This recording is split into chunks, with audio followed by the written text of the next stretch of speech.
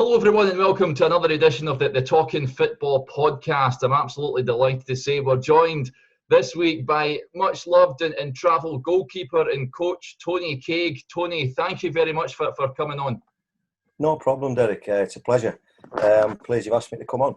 Yeah, no, it's great to have you on, Tony. We're just talking off air there about the situation we're living in at the moment. In terms of yourself, I know you've got some coaching skills and what have you. How's it affected you just now?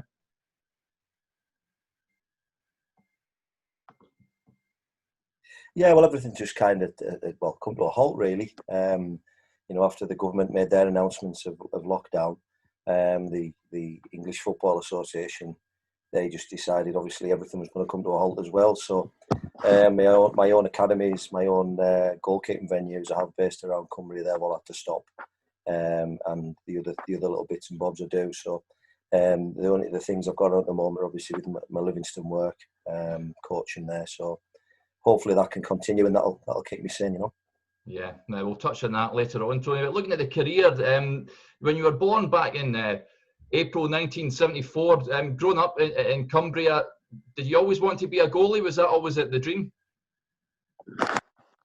Well, yeah, yes and no. I think it's funny. I had a phone call today actually with a guy called Richard Lee who does a GK Union podcast, and we were chatting about the amount of goalkeepers that Cumbria has produced in recent years, with Dean Henderson and Scott Carson, myself, got James Trafford now, who was on the bench for Man City the other night against Man United. So we're producing a few goalkeepers.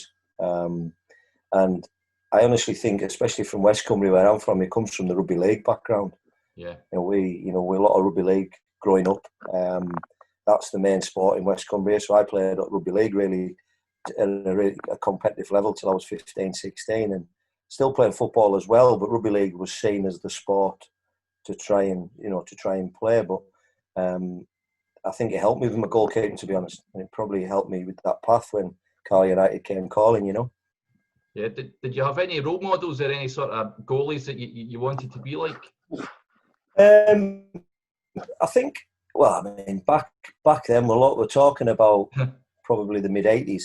So Neville Southall was the main man, really, at Everton. Nev was probably the best 2 or 3 in the world at one point, if not the best. He was fantastic. And then I was fortunate enough to play against him.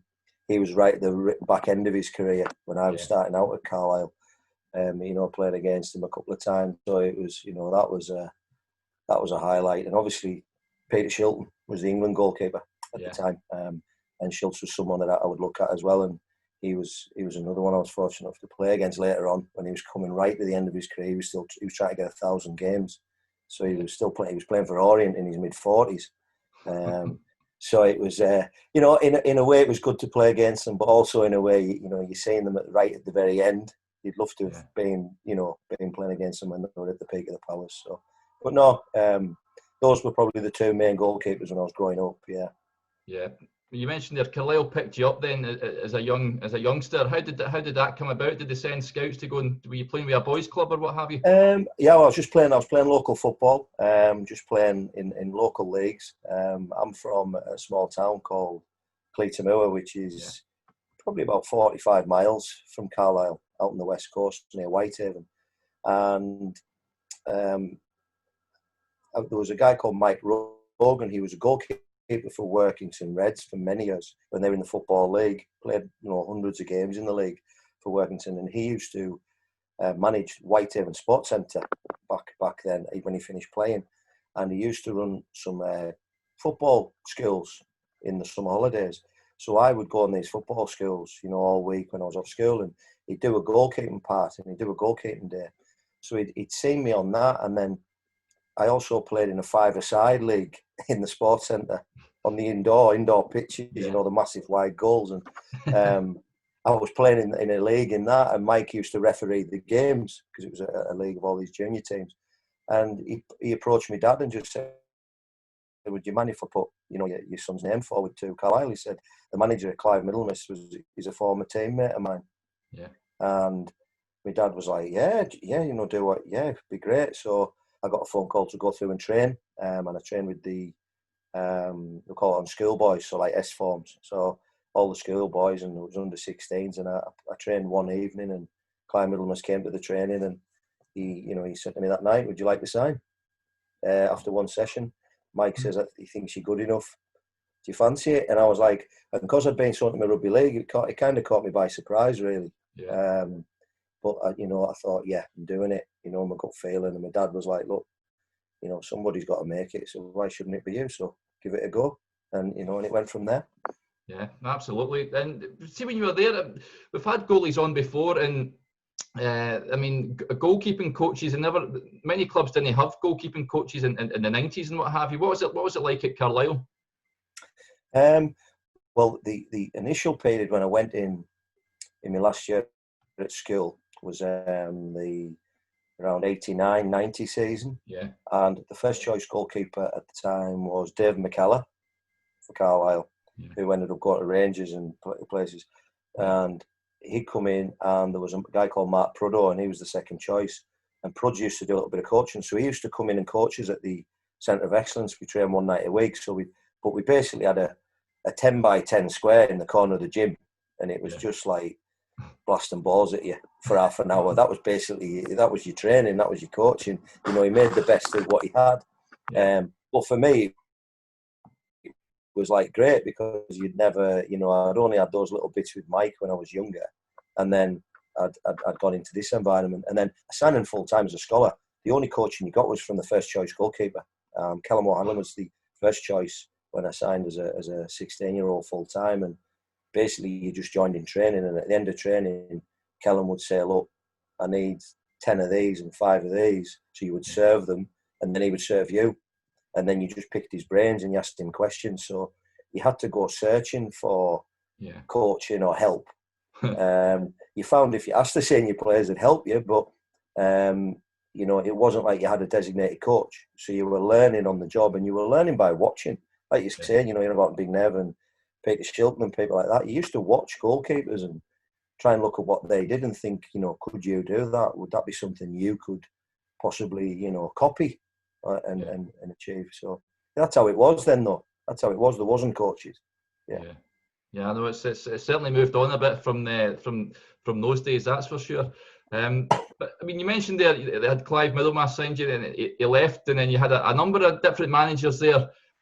Was there anyone that brought your game on, Tony, and helped you in your career at Carlisle? Yeah, I mean, we had from Clive, if I remember rightly, it was Aidan McCaffrey.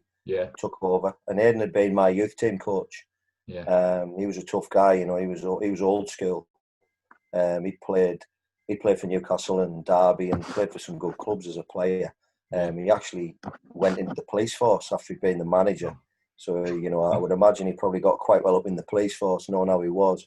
Because I can remember him when we were apprentices, he would be coming round and checking all the jobs, making sure everything was done properly. We had a head boy in the apprentices, and he had to go and get the manager.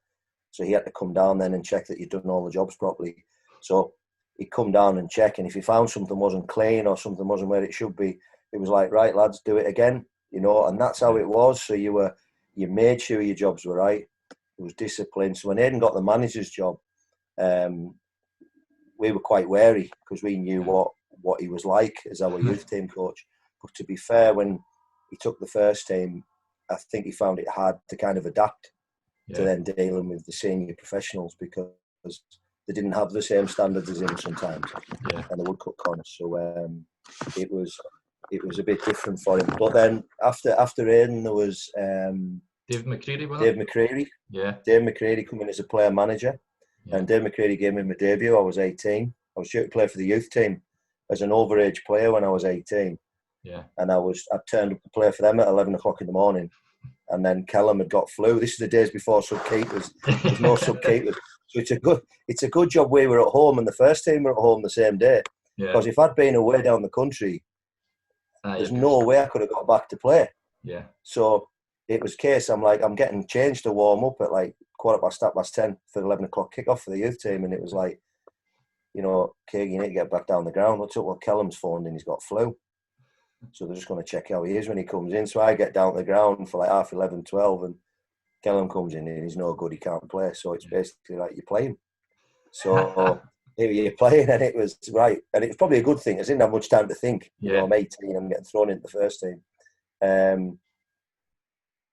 But there was no mobile phones, there was none of that going on. So I had to run round to the digs, the club digs where I stayed. I had a payphone in the digs, so I had to get in the payphone and phone my mum and dad at home and hope they picked up, right? And then phone them and say, I'm playing. So, like, that's them in the car. It's an hour's drive. They're driving through. So they get there just in time for kick-off. And, it was mad. It was mad. But we drew one each. And I got man of the match. I think it was kind of... I made a couple of saves, and so that was great. So, but then I never played for a while. You know, that Kellum was back again, and then I was. But I think they then realised potentially I could actually go in and play in the team if I needed to, or if they needed me to. So I wasn't seen as that untried youngster so much anymore. But then after that there was Mick Wadsworth. Yeah, I was going to ask about him because I've had Jamie Mitchell on before, and he says he was the harshest guy. He used to pin him up against the door and all that sort of stuff. He was tough, Mick. Yeah, he was tough. He was tough for me. Me and Mick, you know, I actually worked for Mick. He went into Gretna for a while. He went in as like director of football, and I went in as a player coach. So that was through Mick, you see. Yeah. And he tried to sign me a couple of other times. He went to Beira-Mar in Portugal. He tried to sign me there when he went in there as manager. And he tried to take me to Huddersfield as well, but for whatever reason, the clubs I was at just didn't work out. Yeah. But me and Mick had a bit of a kind of a love-hate relationship in that, you know, we got on, and we get on better now because obviously we're older. But but back then it was like he was quite fiery, and he was quite, and you know, I would have an opinion even as a young player. I would, you know, stand my ground, and so we would have words, we'd have arguments, we'd have full-blown arguments at times, you know, in the changing rooms. But that was a part of it. It happened. It used to happen. You used to argue with your teammates. It was all for the greater good. It was all to try and get a result. But I can remember we played Fulham at home, and the pass back had just came in first season. That season was carnage, absolute carnage. You know, when that came in, because there was goals going in left, right, and centre. Because this thing's just being dropped in, and we're like, as keepers, you've never ever. Yeah, you do a bit of passing. And you kick long balls. You know, you kick the goal kick and you keep it out your hands. Yeah. And, you know, when I was young, kicking wasn't my strong point anyway. It wasn't really something I'd really worked at. Yeah. And it was like, right, okay, so how's this going to change things? And the amount of goals. So we're playing Fulham at home, and there was a ball over the top, and our centre-back, Dane Walling, I've pulled away from the goal mouth because it was quite heavy in the goal mouth. So I've come to the side of the goal, wanting to roll it back. Dano's rolled it straight into the 6-yard box, so I'm sprinting to get back. As I go to clear it, it bobbles over my foot, trickles into the net. Right? So, like, the fans are going mental behind the goal, and I'm fishing the ball out. You know, I'm getting absolute pelters, absolutely battered. And Dano's like, he's away. You know, he's away. I'm nothing to do with this. So at half time. Fortunately, we just scored before half time, so we went in at one each. Their goalie made a mistake, actually. Jim Stannard dropped a cross and we scored. So it was one each at half time. So I'm thinking, right, Mick's going to go mental here, right? So I'm thinking I've got to try and get my first one in. So I've got in. I've started hammering Dino, like, why are you playing it back to the goal, going mental? And then Mick's just come in and he's like, no, shut it. Basically, he's right in my face, you know, your fault. You've got to deal with that. You've got to deal with that. So it was one of them. That was the first time I was like, wow, you know, this pass back thing, it's going to cause carnage. And we didn't get lots of footage then, but I would watch on a Monday night the Football League goals. Yeah. And I could probably count 10 goals from every Saturday where the keeper's involved somehow, you know. Yeah, blunders, I know. Crazy. Yeah, I know it's crazy. It really is. That you had a really good few seasons at Carlisle. That year you made we made Wembley the first time when you went and you played Birmingham, and that was at the Otto Windscreens Trophy. What was that like to play there at Wembley at young age? It was quite surreal, to be honest. You know, you're 21. I'd got in the season previously at the Christmas time, and the team were probably about third or fourth bottom in the division, and then we went on an unbelievable run. We get the playoffs, and we get beaten in the playoffs, and then we come back for the following season. In the first 19 games, I think we were unbeaten. Yeah. So we were flying. We were top of the league, and we almost had the league wrapped up by February, March. We were absolutely miles ahead. You know, at some point I think we were 15 points clear. At some point, 16 points. So it was going to take an almighty disaster for anyone to catch us. And the top three went up anyway, so we were top. So we were probably about 20 points clear of, you know, fourth spot. Yeah. And we were on that roll, and we got to Wembley. You know, obviously the final. We played Rochdale in the Northern final, and we beat them at home 3-0. Played really well on the night, so everyone thinks it's a given, you know. And we get to Rochdale, we're 2-0 down in 10 minutes. So it was full scale panic, you know. It was like, you know, we can't lose this. But fortunately, we got through and we held on. But the build up to Wembley was quite surreal, and I don't think I really realised what it was all about until you're actually going up to the stadium, and then you see the amount of people, the fans, that's there. Because we went down a few days previously, and we were training. We were in a hotel and training at this little training ground somewhere. So we had no access to the outside world really. And then it's like day of the game, and we're all suited and booted. You've all got fitted for your Wembley suits, and you're on the bus, and all of a sudden the police escorts turn up, and you think, oh, this is a bit, you know, different. And then there's a helicopter above the bus, and you talk. It's the TV guiding you in, and then you get to the stadium, and Birmingham brought 50,000 on by themselves. So we're pulling up, and you just see Birmingham fans, and all of a sudden you just see it was the deck chair kit, you know. We were in that, that, you know, that crazy kit. So all the Carlisle fans were in that kit, so you could see them a mile off. And you get to the stadium, and we were like, wow, you know, this is real now. This is real. I'm 21 and thinking, and you just can't. It's really hard to get your head around it. I mean, I was very fortunate, and Mervyn Day was assistant manager. He's a top guy, to Mick, and Merv was great for me, because Merv had come in as a player, and then I got in the team when his injury kind of kicked in, and Tony Elliott got injured, the other goalie. So that's how I got in the 18 months previous. And Mervyn was talking to me, like at the stadium on the bus. He was like, you know, just try and take it all in. He said, I played in the cup final here for West Ham, and he said, my biggest regret is the day just went like a blur. Yeah. He says, just try and soak some of it in, because it's an unbelievable experience, you know, to do this, no matter what cup final you're playing in. So, it was surreal. And just the fans, when we're coming out for the game, you know, coming up the tunnel, because it's like you basically come past the buses. The buses are parked up, and you just walk up this, but you can't really see the fans till you get halfway up. And then you get halfway up, and all of a sudden you can just, the noise just, and it comes, you know, probably 75, 80,000 in, and it was incredible that walk across the pitch, you know, to line up for the anthem and stuff. Yeah, great times. Yeah, you don't get that now with the new Wembley, don't you? It's sort of, it's lost a wee bit of the magic, I think. It has, because that was a part of the thing. I think you're walking across the pitch, you think back to all the big games at Wembley over the years, you know, the two teams with the managers leading them across the pitch. Yeah. You know, that was a thing. And I think also that was for sometimes the players in that were either loving it and like, oh, this is unbelievable, or they were like, oh no, this is, you know, it's not a good thing, this, because they've got too long to think about it now. You know, as you're walking up that, you know, walking across the pitch. But no, it was a fantastic day. Unfortunately, we lost, you know, the goal in extra time, but it was a fantastic experience, something you never forget. But you'd win, of course, in your next visit there, in the same trophy, and you'd save a couple of some penalties as well, a couple of penalties in the shootout. Can you remember much about that game against Colchester? And I guess it was quite a party after that one. Well, I mean, it was actually it wasn't a great game. There wasn't a lot of chances. It got extra time. Neither team really wanted to lose it. And then the penalties come, and Owen Archdeacon was our penalty taker all season.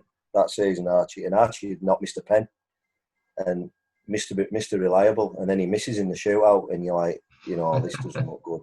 It's not, because that's just not Archie, you know. And fortunately, I saved 2 pens, and then Steve Hayward scored the winner, and it was like that feeling, the emotion of because obviously losing there 2 years previously, and then to be down in the shootout, and you think it's slipping away again, you know. And then and I think, I know I was only 23, but you think, and I've been to Wembley twice, I can't lose 2 finals. I can't lose 2. You know, the first one you can almost take because it was the occasion, but the second time, you know, come on. So it was, you know, we won it, and the feeling afterwards, I mean, all the lads were in the dressing room. They had to kick us out. You know, we were in there, the big communal baths. We were in there having a beer, and the music's on, and we were in there for ages. We were just wanting to stay there all night, you know, the lads. And it was like, you've got to go and do the press, you know. And I remember going through the press, and you've had a couple of drinks, and you're like, you walk in this room, there's just press everywhere, and you're like, oh, I've got to try and be sensible, you know, and try and, you know, play things down. And I can always remember we sat down, and one of the first questions I got asked, I was out of contract, you see, at Carlisle at that time. There's a bit of rumours going around at different clubs. And like, one of the first questions was, well, so, you know, you're out of contract. It was all about my contract. And I'm thinking, seriously, you know, just let me enjoy the moment. You know, I'm not even thinking about what I'm doing tomorrow, never mind, you know, anything else. So, we had a good night that night, and spent most of it with Owen Archdeacon. Actually, Archie was like, by the end of the night, he's like, oh, you know, he was almost crying on us, you know, you've saved me. But it was, it was good times, really good squad, good group of lads. Really, really, I know you hear that all the time, but it was a really solid, you know, it was 2 different teams almost from the first time to the second time. It was the first team that got there, broke up a little bit. There was quite a few players sold on. So it was a rebuilding job, and Mervyn Day took over as manager and rebuilt a really good side. And there was a real togetherness in what we were doing, and obviously we were having a good season as well in the league, so that obviously helps as well. Michael Knighton was, of course, the chairman at the time. I was doing a bit of research, but I mean, that game, he threatened to pull you out before the final. Did that affect the players? Did you pay much attention to that sort of stuff? Not really. For us, we were around him. He was around all the time. And if he wasn't centre of attention, there's something wrong, you know. And that's what he was like. I think if he felt the focus going away from him, he had to bring it back to him with something crazy. So, but we knew what he was like. I mean, he was larger than life. He made all these massive bold predictions when he bought the club. You know, we're going to be in the Premier League in 10 years, and he was building an academy and a hotel and a butterfly kingdom, and all this was all going to be at the stadium. And we were like, what? I mean, there was all kinds. He was some guy, and I mean, for probably 4 or 5 years. I mean, even if you speak to Carlisle fans now, it was probably the best time they've had in the sense of, you know, with how he was and what it was like. And I think that the feel-good factor around the city, the feel-good factor with the team, we felt it as players. There was a real connection with the fans and the players. You know, we were getting good crowds. They were following us in the thousands for away games. It was really, really good. And then it went a bit sour towards the end, you know, with him, and it didn't end too well. But I'd left the club by this point. So it was a bit of a shame, really. A bit of a shame how it all ended. And I was going to ask you, when you left in '99, were you sad to leave at the time, Tony, or did you fancy a fresh sort of challenge? I think, I mean, I'd been at the club from 1990 when I left school, and this was 99, so I'd been there 9 years full time, and I got to the point where I think, yes, I would like a change. I wasn't desperately looking for it, because I was still enjoying my football. I still enjoyed playing for the club. You know, at this point, I was close to 300 games. You know, I'm actually starting to think about, you know, potentially I could break records. You know, 400, 500, 600 games at one club, and then it was, my contract was running out, and I was trying to sort a new contract out, but the chairman was just not having it in terms of sitting down and really talking about it seriously. So it got to Nigel Pearson came in as manager. So Nigel, initially when he came in, he couldn't believe I wasn't, and me and a few other players, he couldn't believe we weren't signed and sorted in new deals to continue. So he was trying to get it sorted his whole time since he come to the club, and then it was back in the days of transfer deadline day. It wasn't the transfer windows. So there was a deadline day in March, the last Thursday in March, and I just got a call on the Wednesday off Michael Knighton saying, we've had an offer off Blackpool, do you want to speak to them? And it was like, well, you know, are you going to make me an offer? Are you going to put something in front of me? Do I need to make the trip down? And, you know, and he was like, well, I'm not in a position to do that at the moment. So I was like, right, well, I've got to go and speak to them. So I drove down, met Nigel Worthington. I agreed everything on the contract, but I didn't sign because I needed to have a medical. I mean, it's not like a medical now. Basically, you went to see your doctor and check you had all your fingers and toes. That's what it was back then. And it was like, you need to see the doctor in the morning. So I drove back up to Carlisle, and Nigel Pearson had said when I was going down, do not sign until you come back to me. Yeah. So I rang Nigel. As soon as I got back to Carlisle, I rang him, and he said, come and meet me. He was staying in a hotel not too far from where I was living. So I went up to see him, and he said, look, if I can get something sorted in the morning, will you sign? And I said, yeah, but I said, Nigel, I'm driving down in the morning. I've got a medical, and then I'll try and delay signing it till after training. Yeah. So I'll train, and then I'll have to sign it after training because they'll need to get it registered because I'm going to play on Saturday. So he was like, right. So drive down, boom, get down there, and I ended up phoning him and saying, right, what's happening? And he's like, I'm trying to get him something sorted. He's going to ring you. So it got to 3 PM. Deadline's at 5 o'clock. Yeah. I'm parked outside Bloomfield Road. Nigel Worthington's looking out the window, trying to see where I'm at. You know, like, what's happening? Are you signing this or not? And then I'm thinking, what am I going to do? So eventually he rings me, the chairman, and says, look, I can make you an offer. So he offers me a 3-year contract verbally over the phone. And I said, right, okay. I said, can you fax that? Because this is the days of the fax machines. Can you fax that to where my wife works? And he went, well, why don't you just come back up the road and we'll sort it all in the morning? Aye. I'm like, wow, right. I said, look, Michael, I said, with all due respect, I've been trying to sort this out for 6 months. And now you're telling me there's a 3-year deal, but I can't get it in writing until the morning. Aye. So I just said, look, I'm signing for Blackpool. So I went in, I signed the deal, and I drove back up home. And you know, I got a bit of a grilling basically in the papers, you know, the local papers and stuff like that. And it was made to sound like that I wanted to leave more than anything, and it wasn't that. So I actually, the paper spoke to me, and I told the truth. I said, look, no, it wasn't like that. I was trying to get something sorted, but I said basically in 6 weeks' time, I was out of contract.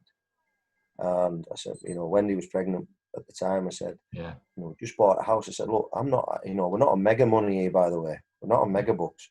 You know, I just need my future sorted for the next couple of years. That's all I'm looking for. And he wasn't prepared to do it. So that's how it all ended. And it was a shame, really. But something went on with the fee. The fee was reported at $5,000, and then it was $40,000. And I had no idea. People used to say to me, how much was it for? I said, I have not got a clue.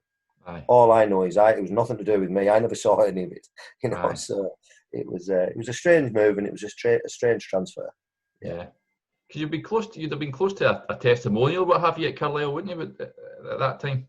Yeah, I was. I mean, that was a part of what I was trying to organise within it. Yeah. You know, if I did sign 3 years, you know, it's 400 games or a 10-year service. That's how it kind of works out. So I was going to hit both those marks potentially over that contract.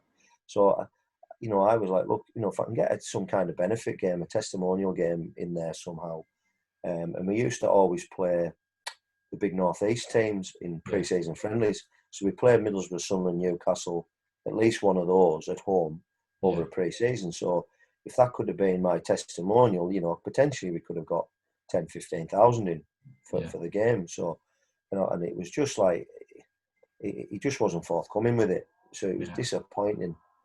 In all aspects of it, because I thought, well, you know what, I've give good service. You know, I hadn't missed a game in 4 seasons at that point. Yeah. You know, played with injuries as you did. You know, you don't want a pat on the back for that. You just did. You just didn't want to lose your shirt. But you know, there was probably times I played I shouldn't have. But you think, you know what? No, I want to be out there. I want to play. I want to try and help. You know, if the team's not doing well, I want to try and be in the team and help. So, no, it was just disappointing how it ended. But you know what? It doesn't change anything. You know, I love my time. It was a great time in my career. Really, I thoroughly enjoyed it. At Blackpool, they had some cracking players, but they sort of underachieved it a little bit, didn't they? I mean, the likes of Brett Onrod, Ricky Lambert was there, Richie Wellens, Clark Carlisle as well. So they had some right good players, but sort of struggled a little bit. We did. It was it was strange because when you looked at the squad, like you've just said, when I was going in there and I'm looking at the squad, and I'm thinking, we're going to get promotion. Yeah. That was my thought, and I think the pressure was on for us to get promotion, and we didn't start too well, and there was a bit of unrest in the time. The manager, Nigel Worthington, this was his first management job, and Nigel was chopping and changing the team a little bit, and he was upsetting one or two of the senior players, and he wasn't too much older than them as well. Some of these, like David Bardsley was with us, the right back. He played for Watford, played for QPR England. So we had a really good squad, you know what I mean? And it was just wasn't right. There was just something not quite right. And Nige, looking back, how he handled some of the situations, as he went on in his management career, he'd probably have handled it differently as he got more experience, because, he's ambitious as a manager. He's just finished playing. He wants to do well as a manager. He's got all these players that he thinks should be, and why is it not working? And I think a lot of frustration came into it, to be honest. But the players are, it's not the manager's fault. The players have to play. This is the thing. You've got to keep your end of the bargain up. You've got to perform. All said and done. If you're not performing, and I think we were saying there's a bit of a scalp as well at times in that division. And there was a lot of local derbies. We had Wigan, we had Burnley, we had Preston. We're all in the division at the same time. So we seem to be playing a local rival every other week. And you know what it's like, if you don't come out on the right side of the result in those games, the pressure soon mounts. It soon mounts, and that's what it was like, I think. Yeah.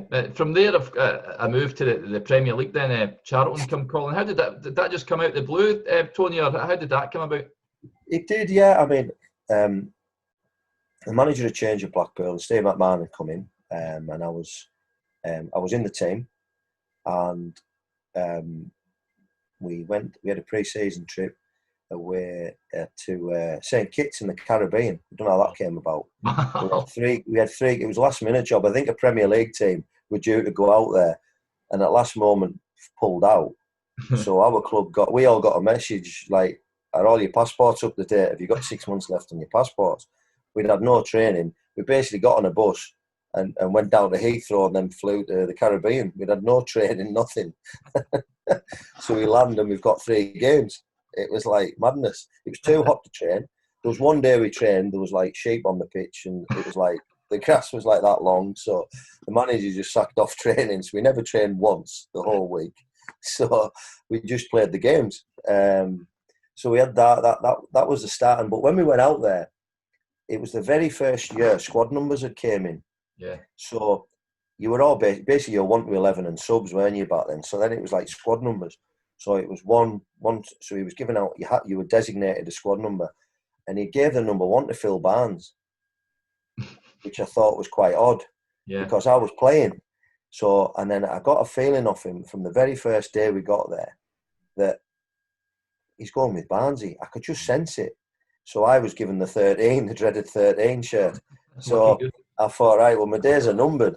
So then Barnesy, that one day we trained, we were on this cow patch with, all the sheep and the goats. There was goats on it and everything, right?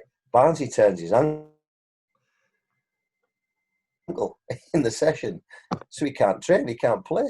So we have this game against St Kitts, the national team. Just come, this game, the whole island's there watching. And we've not had one training session. So we play this game, and I can't even remember the scoreline, but we played a team from Jamaica who come over and play us, and then we play like a local, basically a waiters 11 in another game, And so we play all the games and we win them all. And then we come back and Barnes' ankle's still not great. He's torn ligaments. So I play all the friendlies all the way through, do all right, feeling good. Our last friendly is Blackburn at home, and I'm pretty sure they just won the Premier League. It was like Shearer, that team, Shearer and Sutton, and all those were in the team. Colin Hendry, Tim Flowers. So we played them at Bloomfield. We drew 0-0, and I had a good game, And thought, right, well, he's got to be seeing me differently now. So I play the first six games, 3 clean sheets, doing all right. Go away to Scunthorpe. Peter Beagrie slices the cross over me. I touch it onto the bar. It drops down. And the centre forward smashes it in. And we lose the game 1-0. So after the game, very quietly, he just says, what do you think? You know, could you have done better? And I went, if I get a touch on it, Gaffer, I can always think I can get it over the bar. I should have maybe got more on it and got it over the bar. So he's like, fair enough. So that was that. So Barnsley was getting fit now. We had Norwich in the League Cup on the Tuesday night, and he just went, straight away, boom. I wasn't even in the squad Tuesday. No way. Just out the squad. And he brought in a loan goalkeeper. He brought in a loan. So it was like, what? I'm like, so it was like, you know, to take stock of this, what's going on here? So, and then he was messing around. That goalkeeper then gets injured. So he brings in another lone goalkeeper. Barnes is playing. Barnes is struggling. So he switches them around. So he brings in another lone goalkeeper. So I'm not even in the squads. What the? Right? And I'm the most experienced goalie there. Right? But even the lads were starting to look going, what's he doing? Why hasn't he even gotten him in? Why is he not even in the squad? Not even in the bench. So then Barnes is ill, and the goalkeeper he signs on loan, he hasn't got his registration in time. We're playing Mansfield away, and he has to come to me and say, he'll have to play. He'll have to travel and play. So I travel across, we play. He doesn't speak to me. Right? We win 1-0. I make a couple of saves late on. I think the team had lost 4 or 5 on the bounce line, so I think he was probably under pressure. If we'd lost that night, it might have been him. That might have been him done. We won 1-0 and didn't really say a word to me. We go back on the bus, we get back. Squad goes up on Friday for the Saturday game, and I'm not in the squad. I'm just not in the squad. And you're like, wow. So I just, you know, I went to see him. Then I was, I mean, these were the days before, you know, like now, you know, obviously welfare of players and involvement, inclusion, everything. It's paramount. It's a big part of the game now, and it's right, and rightly so. But these were the days where, you know, you could be separated from the squad. So me and a couple of other players who we didn't want in the squad, we had to train by ourselves. So we had to come in at different times to train in the squad and things like that. It was bizarre. We used to go running down there. We used to run from Blackpool Pleasure Beach up to St Anne's Pier and back. That was our training, the three of us, the three amigos, me, Andy Cousins and Junior Bent. That was the three of us. And we used to be like running in the sand, you know, like, and we'd be sitting in the sand dunes, hiding in the sand dunes on the way back, you know. It's like, it's mental. But if you think about it, you know, we weren't disruptive. We weren't bad people or anything. He just wanted us out of the club. But that was how it was done then. Yeah. You know, you kind of ostracised and alienated people. Now you tell players, look, you're not a part of my plans. Yeah. Try and speak to your agent. Let's try and sort something out where you can go to another club. Let's all be adults about it, you know. Let's be grown-ups. So that's how it was. So I ended up at Charlton by... I went on the transfer list, and I asked to go on the transfer list. Obviously, my days were done. So Mervyn Day was at Charlton as assistant manager to Alan Kirbishley. Yeah. So they were looking for a goalkeeper. Dean Cartley, and something had happened with Sasha Illich. I'm not sure if he got injured or he got sent off in a reserve game or something. So I think it was violent conduct. So it was like a 3-game ban. Yeah. So they needed someone to go straight in. So I was straight into the squad and on the bench in the Premiership for Charlton. So it was like a phone call. I was driving into Blackpool for me run down the beach, and I got a phone call to say, turn around, go home, and pack your car up and drive to London. And that's what it was. And I was amazed that Steve McMahon actually let it happen, to be honest, the move. I thought he might have scuppered it. But to be fair to him, he wanted me out of the club, and there was an opportunity to move me out of the club. So I was gone, and that was me. Yeah, I never went back. See, when you said you went to speak to him and things like that, did they give you a sort of answer? Did they just not like you'd been around the club? Even though he just said, like, you know, it was weird. You couldn't really get a straight, like, you know, if he'd said to me, look, I don't fancy you as a keeper. You're not for me. I don't rate you and all that. Look, you have to take that on the chin, you know. Like, it's like through your football career, you'll have been in some clubs. Some sets of fans will think you're all right. Some sets of fans will think you're the worst keeper they've ever had. It's just it goes with the territory. If you're going to play for 20 years and play for a number of clubs, you can't be brilliant at all of them. It's just not realistic. So if he'd said to me, look, Tony, you're not for me. I want this kind of keeper. I want that, and this is what, I'd have been fair enough. But I always got, when I said about moving on and going on the transfer list, I always got a don't be too hasty. I was like, what do you mean, don't be too hasty? You're not involving me in the squads. I've gone from being the first choice to not in the squad. So, just if you think I'm not for you, tell me I'm not for you. Yeah. We don't have to fall out about anything then. We can be grown-ups. Not everyone in life has to be, get on and be all that, So it was, so that's how it was strange. And then, obviously I left and I went on loan initially to Charlton just to get the deal done and get me down there. And so I did like 3 months on loan, and then I just signed a permanent contract till the end of that season. And then they'd offered me another year to stay at Charlton, and Brighton offered me a contract, and QPR offered me a contract, and I was like, I was looking at the clubs. QPR and Brighton, I would have had a really good chance of playing. See, Charlton was going to be difficult because Dean Kiley was nailed as the number one, and a really good goalkeeper. Yeah. So it was going to be difficult, that. So then it was and hard about what I would do, and then the Hibs thing came up. The Hibs thing came up kind of last minute at the end of the summer, really. Yeah. Before we look at that, I mean, Charlton, they had some cracking players as well, didn't they? We had Mark Fish on recently as well. He spoke highly of his time down there. He loved it, but I mean, they had Alexander. Scott Parker was a youngster there at the time. Klaus Jensen was obviously a class player. Really good players there at the time. Yeah. And then good players. Yeah, we had. It was a really good squad. Good side. Alan Kirbysley built a really good side. Yeah. And there was actually a good bit of depth as well. When you look at the players that were coming off the bench. You had proper old campaigners in like Graham Stewart as well. Yeah. Stewie had been out. Chrissy Powell, left back. Obviously went on and got an England cap playing for Charlton. Yeah. And but say Big Fishy signed at the same time as me. Me and him were in the hotel together for 3 months. Wow. I mean, Big Fishy. Fishy's a great guy. I didn't know him.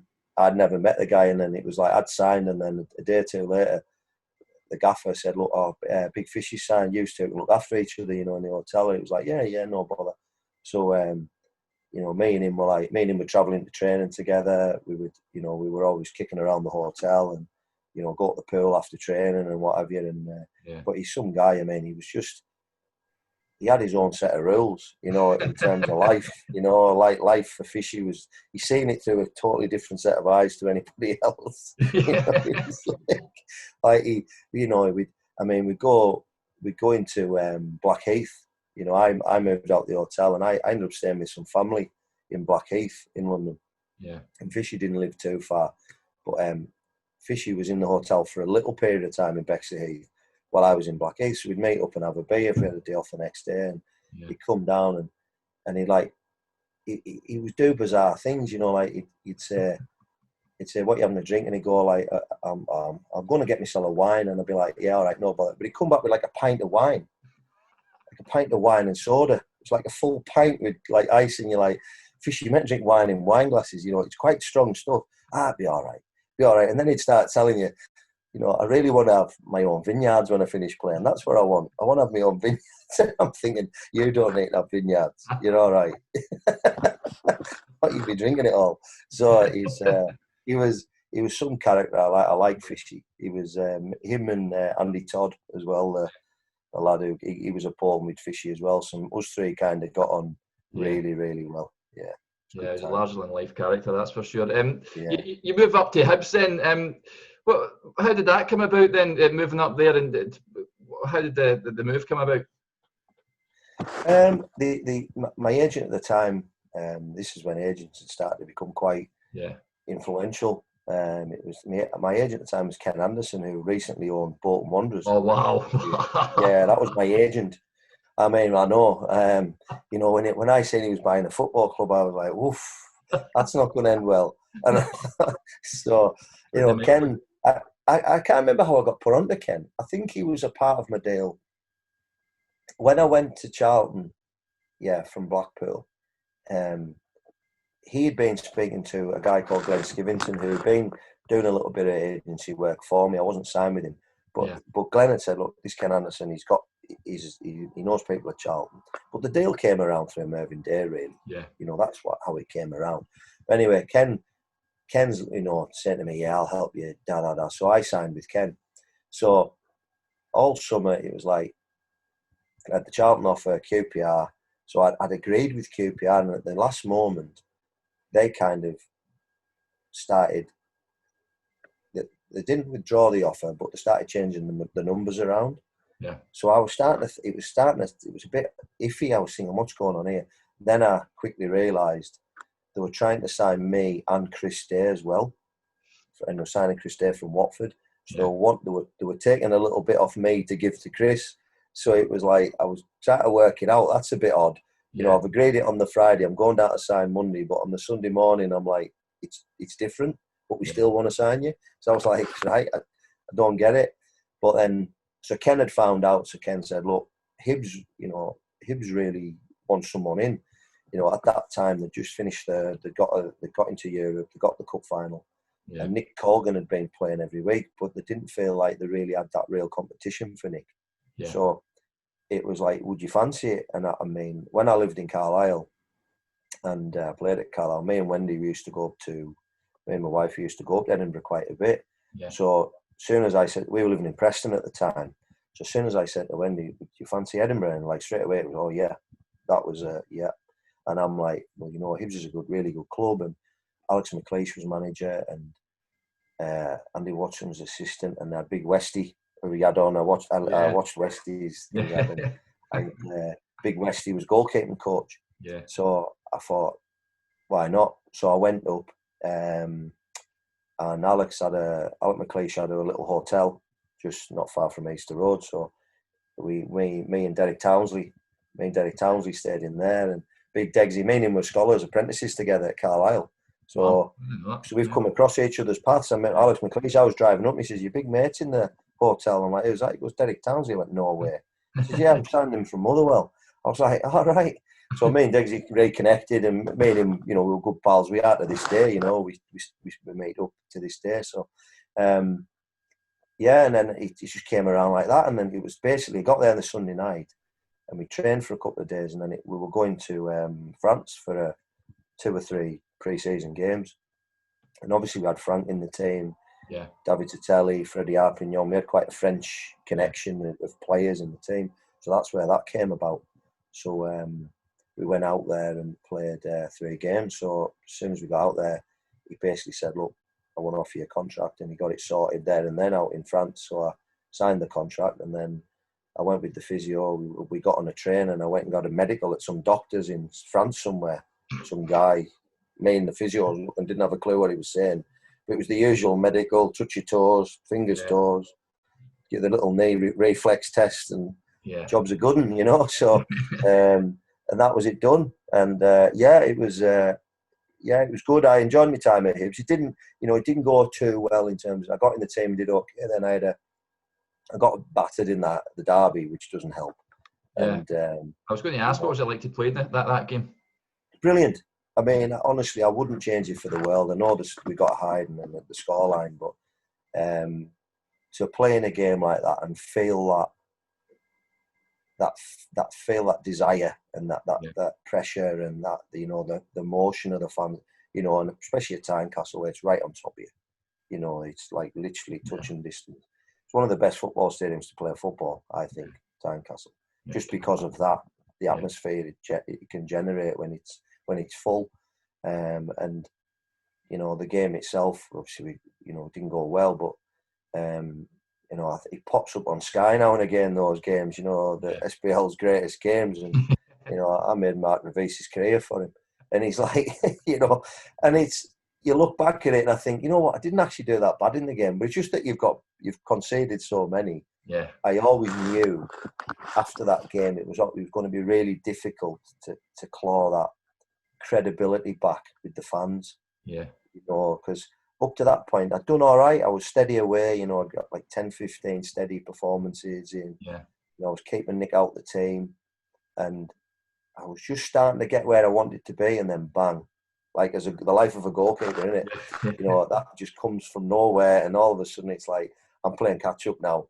Yeah. No matter what I do now, it's like, and then I think Bobby could sense it, the manager, because Bobby could sense the whole thing, because the TV deal was getting changed around with Sky and the BBC, and so they were looking to cut costs, all the clubs. So they were just looking to try and get players pushed on as much as they could. So I was kind of one of those that they come to straight away. Can we do something? Can we, and it was like, all right. So that's how other things came about. But I really enjoyed my time there, and I wish it would have been longer, and I wish it had gone slightly better than it did. But like when people talk to me now and obviously I'm involved in Scottish football, I have a really fond memories of Hibs. I really enjoyed playing for Hibs, and I enjoyed being at the club, and the people at the club as well. And there's still some people there now from my days. The Doc, the kit man, and the Wee Tom McCott, and all these guys they were all a part of the club then. Yeah. So they're still there now, and so when I go back there, it's like it brings it all back. And I just think of the squad as well. We had a really good squad. When you think about that squad of players we had, it's only now when you get older and you look back at it, you think, wow, all the young lads that were coming through, as well as the really, like your Frank Soze. I mean, Frank was a top player. I mean, he was a top player, and I seen him at 36.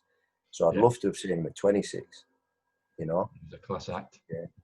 But you mentioned there, Westy. We had him on. He says that if Hibs kept all those players, that they had so much talent back then. If they managed to keep a hold of them, they'd have won the league. Were they that good when you were there at Hibs, Tony? Oh, I think I heard Westy say that, and he rhymed off all the players, and when you rhyme them off like that, because initially you're a bit like, oh, are you sure? But then you hear all them names, and you know what? He's got a point.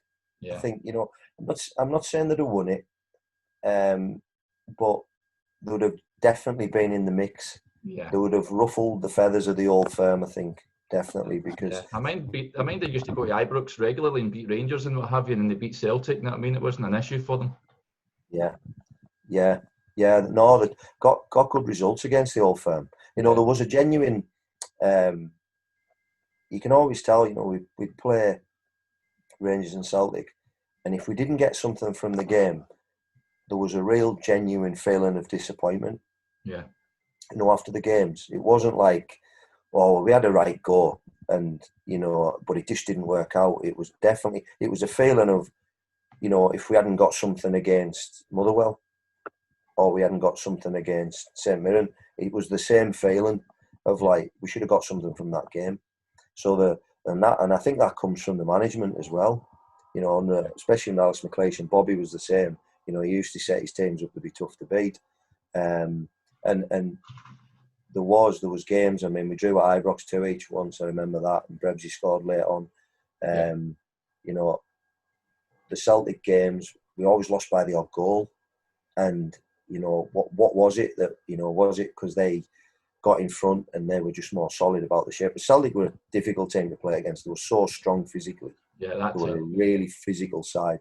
And also had some quality, but then Rangers were just like Rangers had everyone, the players like the Newman and De Boer and these guys, Kanigia. It was like Barry Ferguson was just starting to really Amaruso, Stefan Klos. Yeah. It was like this is a top side, and it was very difficult. Both teams were slightly different to play against, but I think I agree with Westy. I think if you kept all those players, but it would never happen. You can't turn down the money. There's just too much money on offer. Some of these guys, and these guys are going to want to leave as well. For bigger clubs.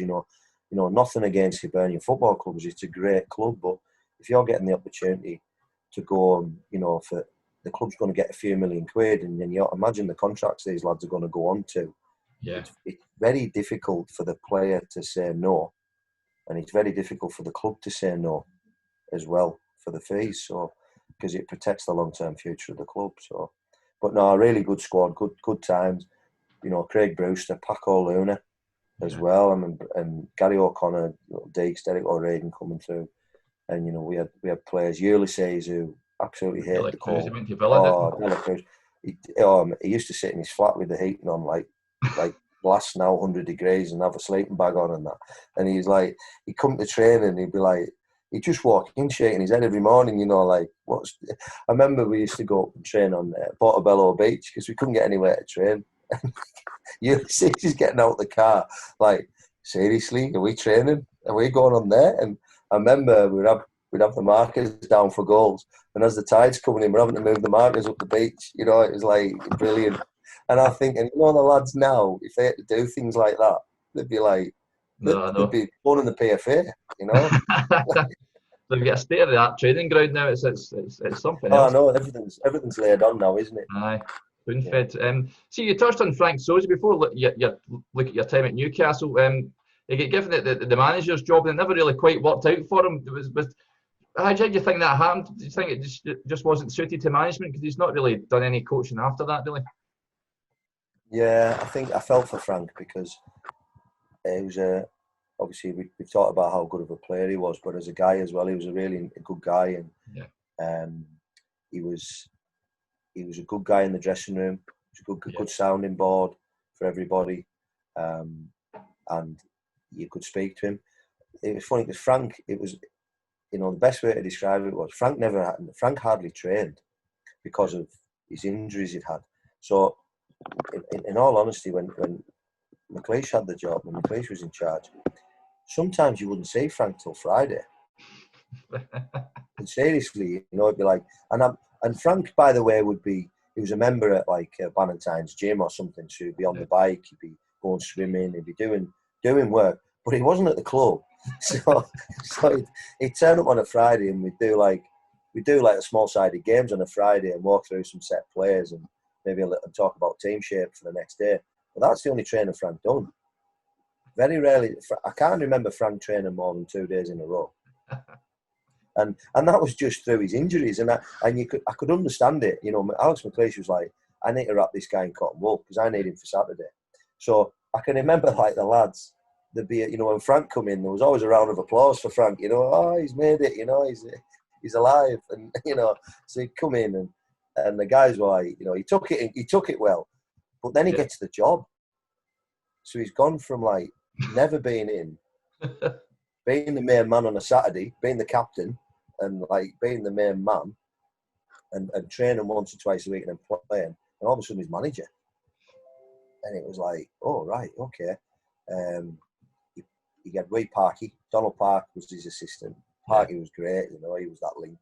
Parky's a good coach and a good guy, and he could have that. He had that real, he was a stickler for the discipline and making sure things were right, because I think Frank struggled with that side of it.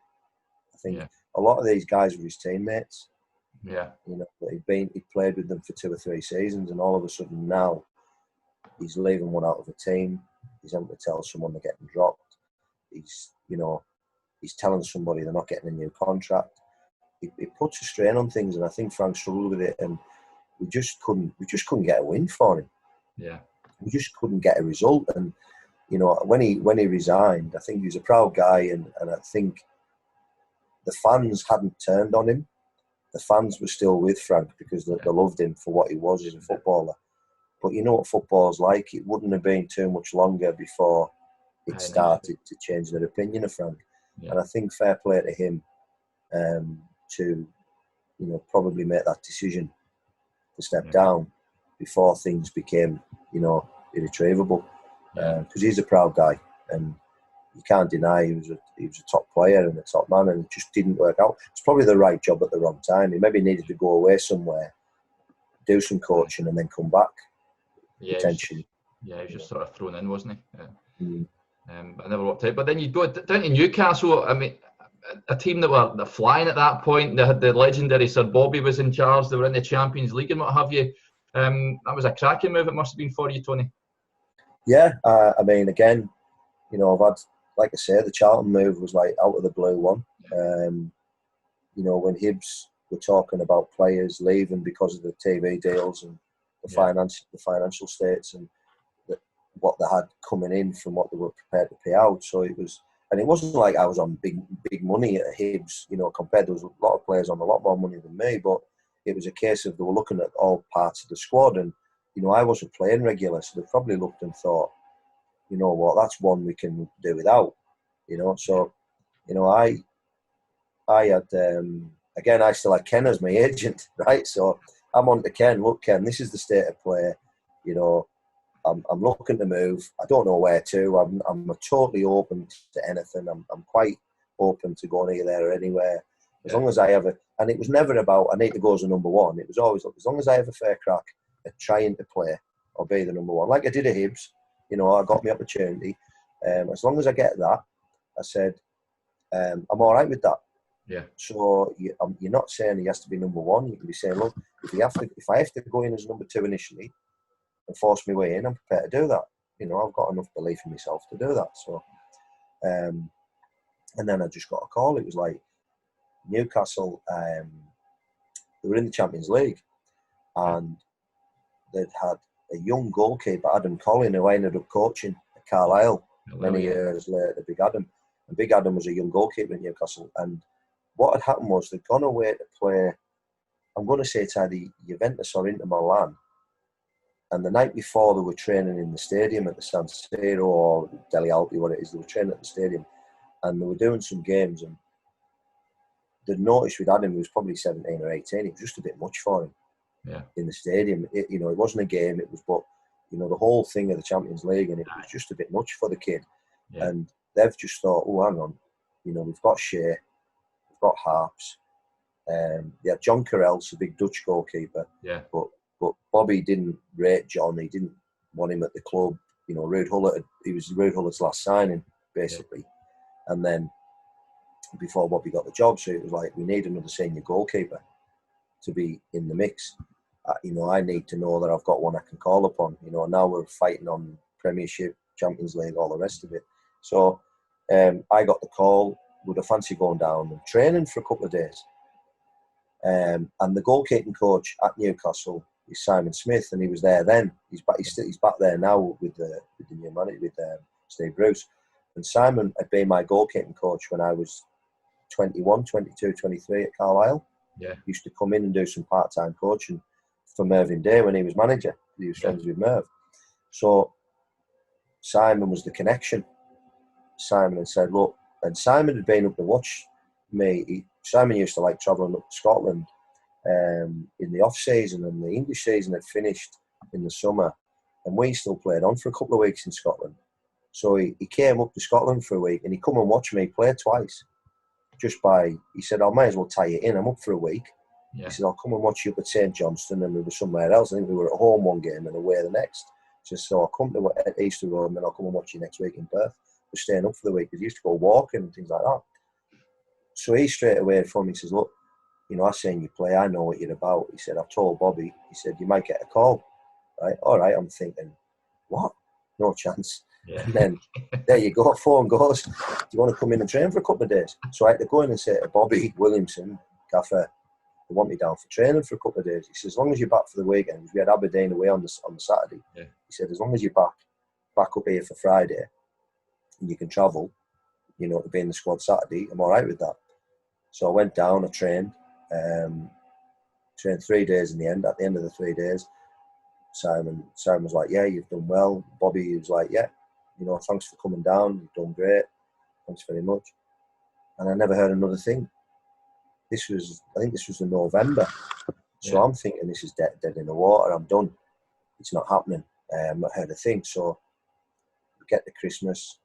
Nick Colgan got sent off. I played a couple of games. I come on against Partick, we drew.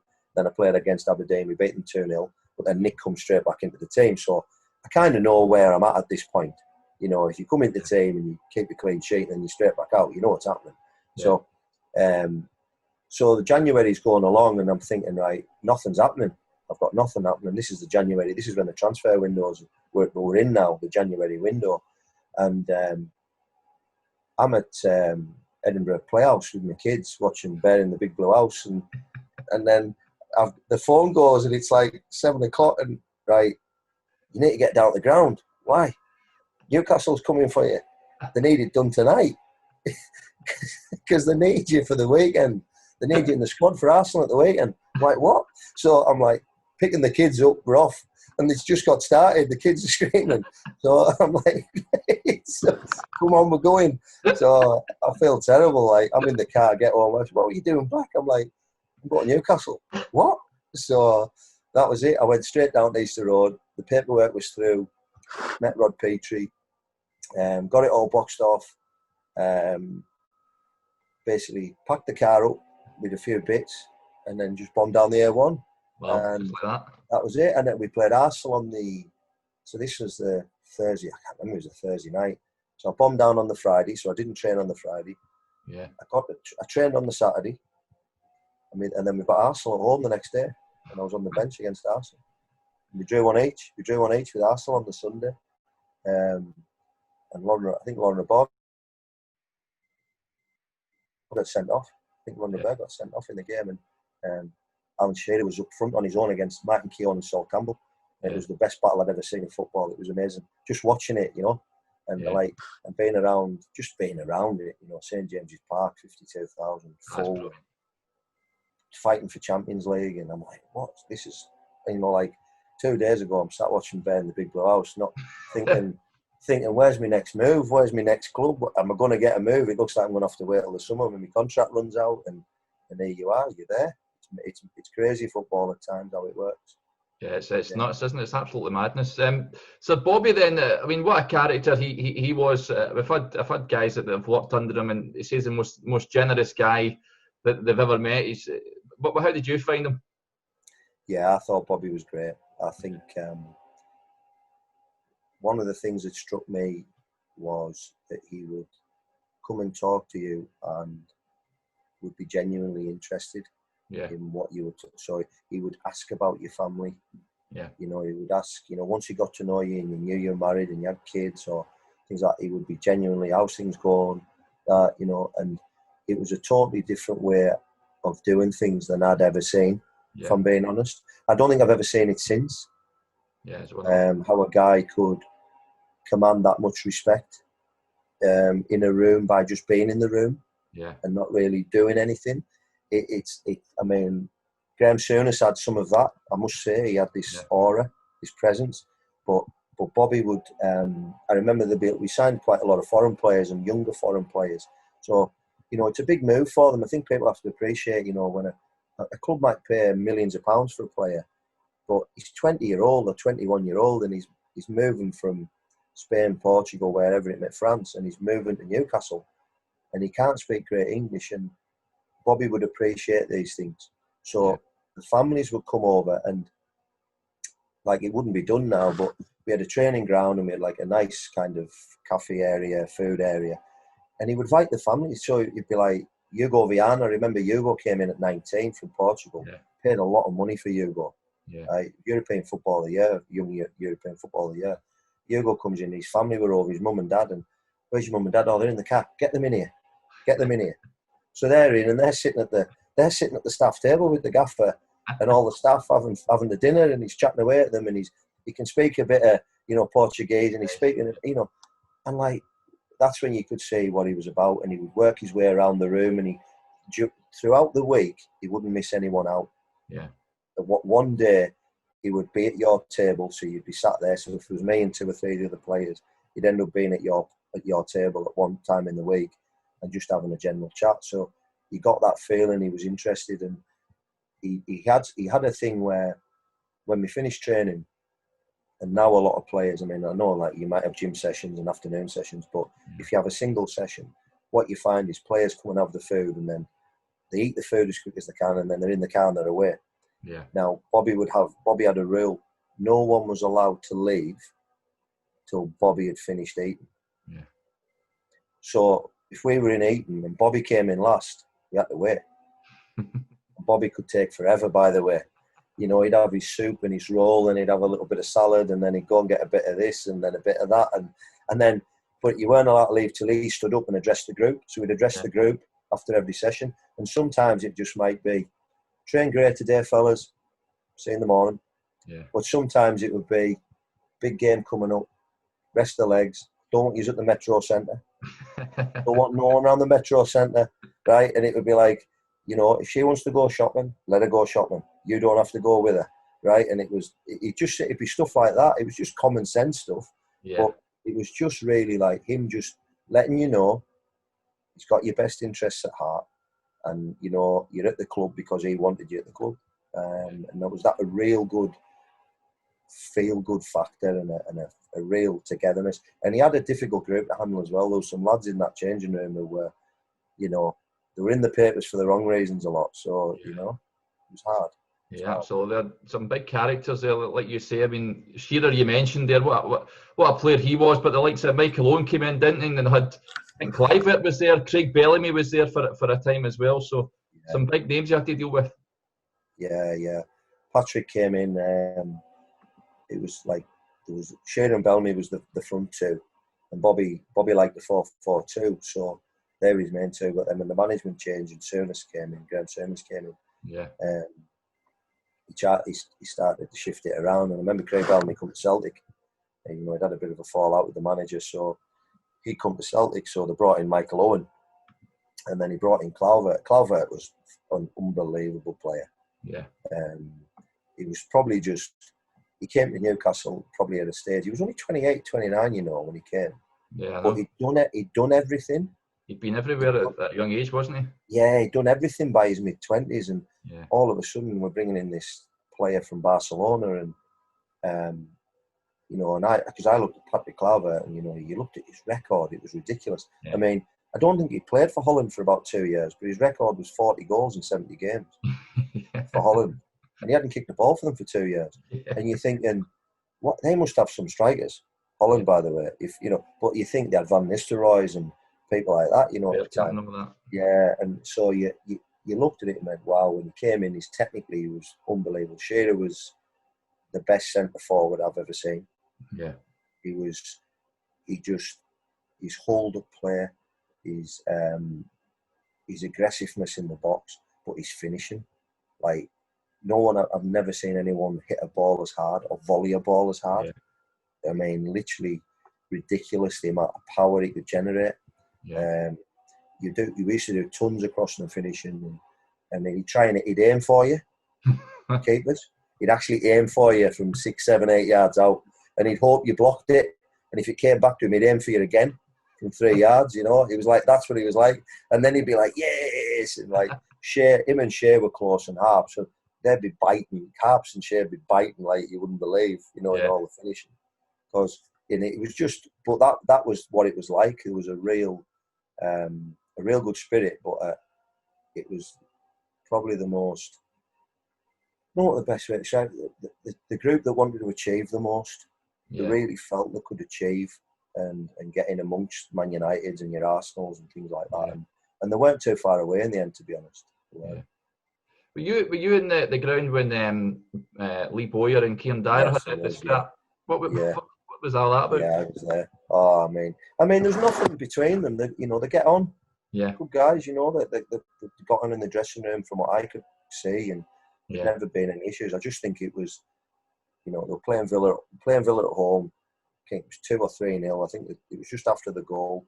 Yeah, and they had a complete misunderstanding or a different wavelength of what should have happened with a pass or whatever, and it ended up becoming blown out of all proportion, and next thing they got each other by the throat. And it's like, and I mean, I could say, you know, Bo was a fiery character, Lee Bowyer was a fiery character, but in the right way. You know, he channeled it well. He was an aggressive player. That's how he played. He played on the line. You know, he teetered on that line, which a lot of players do. Most of the time he's on the right side of it, but now and again it tipped over.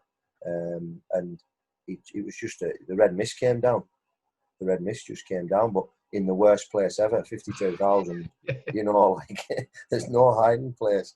And you know, everyone thought it was staged afterwards, because I can remember the gaffers, Graham Souness, got them together in front of the press to kind of shake hands and all this, because it was obviously big news. And it was quite funny and laughable, actually, because literally from the next day they were just getting wound up about it. Yeah. You know, the lads were just winding them up, and the manager had to do all that, and he knew there wasn't an issue between them. Yeah. There was no issues. There was no underlying problems that we didn't know about. It was just a case of it could have been any two players at that point. Yeah. Lee Boyer could have went for anyone at that point. Yeah. It just happened to be Kieran. Kieran didn't give him the ball back, and he just lost the plot. You know, it was like. Did you ever get involved in any sort of bust ups like that, Tony, during a game or off in the dressing room? Excuse me. I think, you get involved in arguments. Yeah.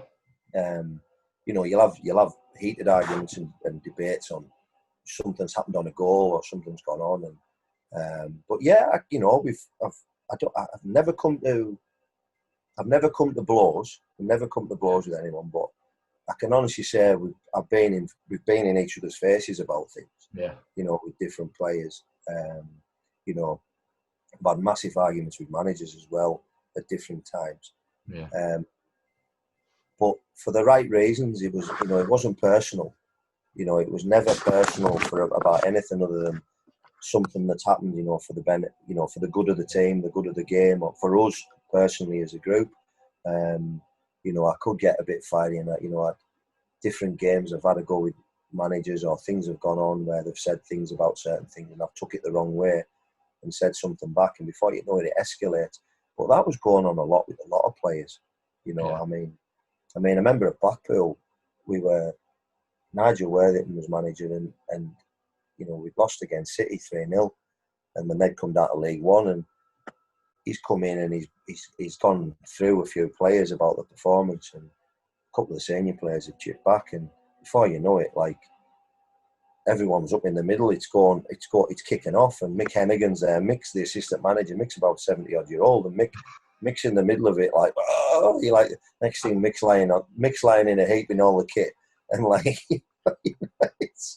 and I can just remember, like, looking and thinking, this is mayhem. If people on the outside could really see what was going on, because a lot of things get labelled at players, and I know it's different now because they have to act differently, because they're under a microscope now constantly. They are, aren't they? Like, when you think about it, they can't say anything or do anything without someone casting a judgment on them. Aye. So it would be really difficult to play now compared to back then, because back then you could say things, you could, and it wouldn't get out. It wouldn't be on social media. It wouldn't be, you could have a bust in the change room with a teammate, and half an hour later, it wouldn't be on Twitter. Yeah. But now it's on Twitter. The rumours coming out of here that this has happened and that's happened, and so it's a totally different landscape now for players. Yeah. But back then you could.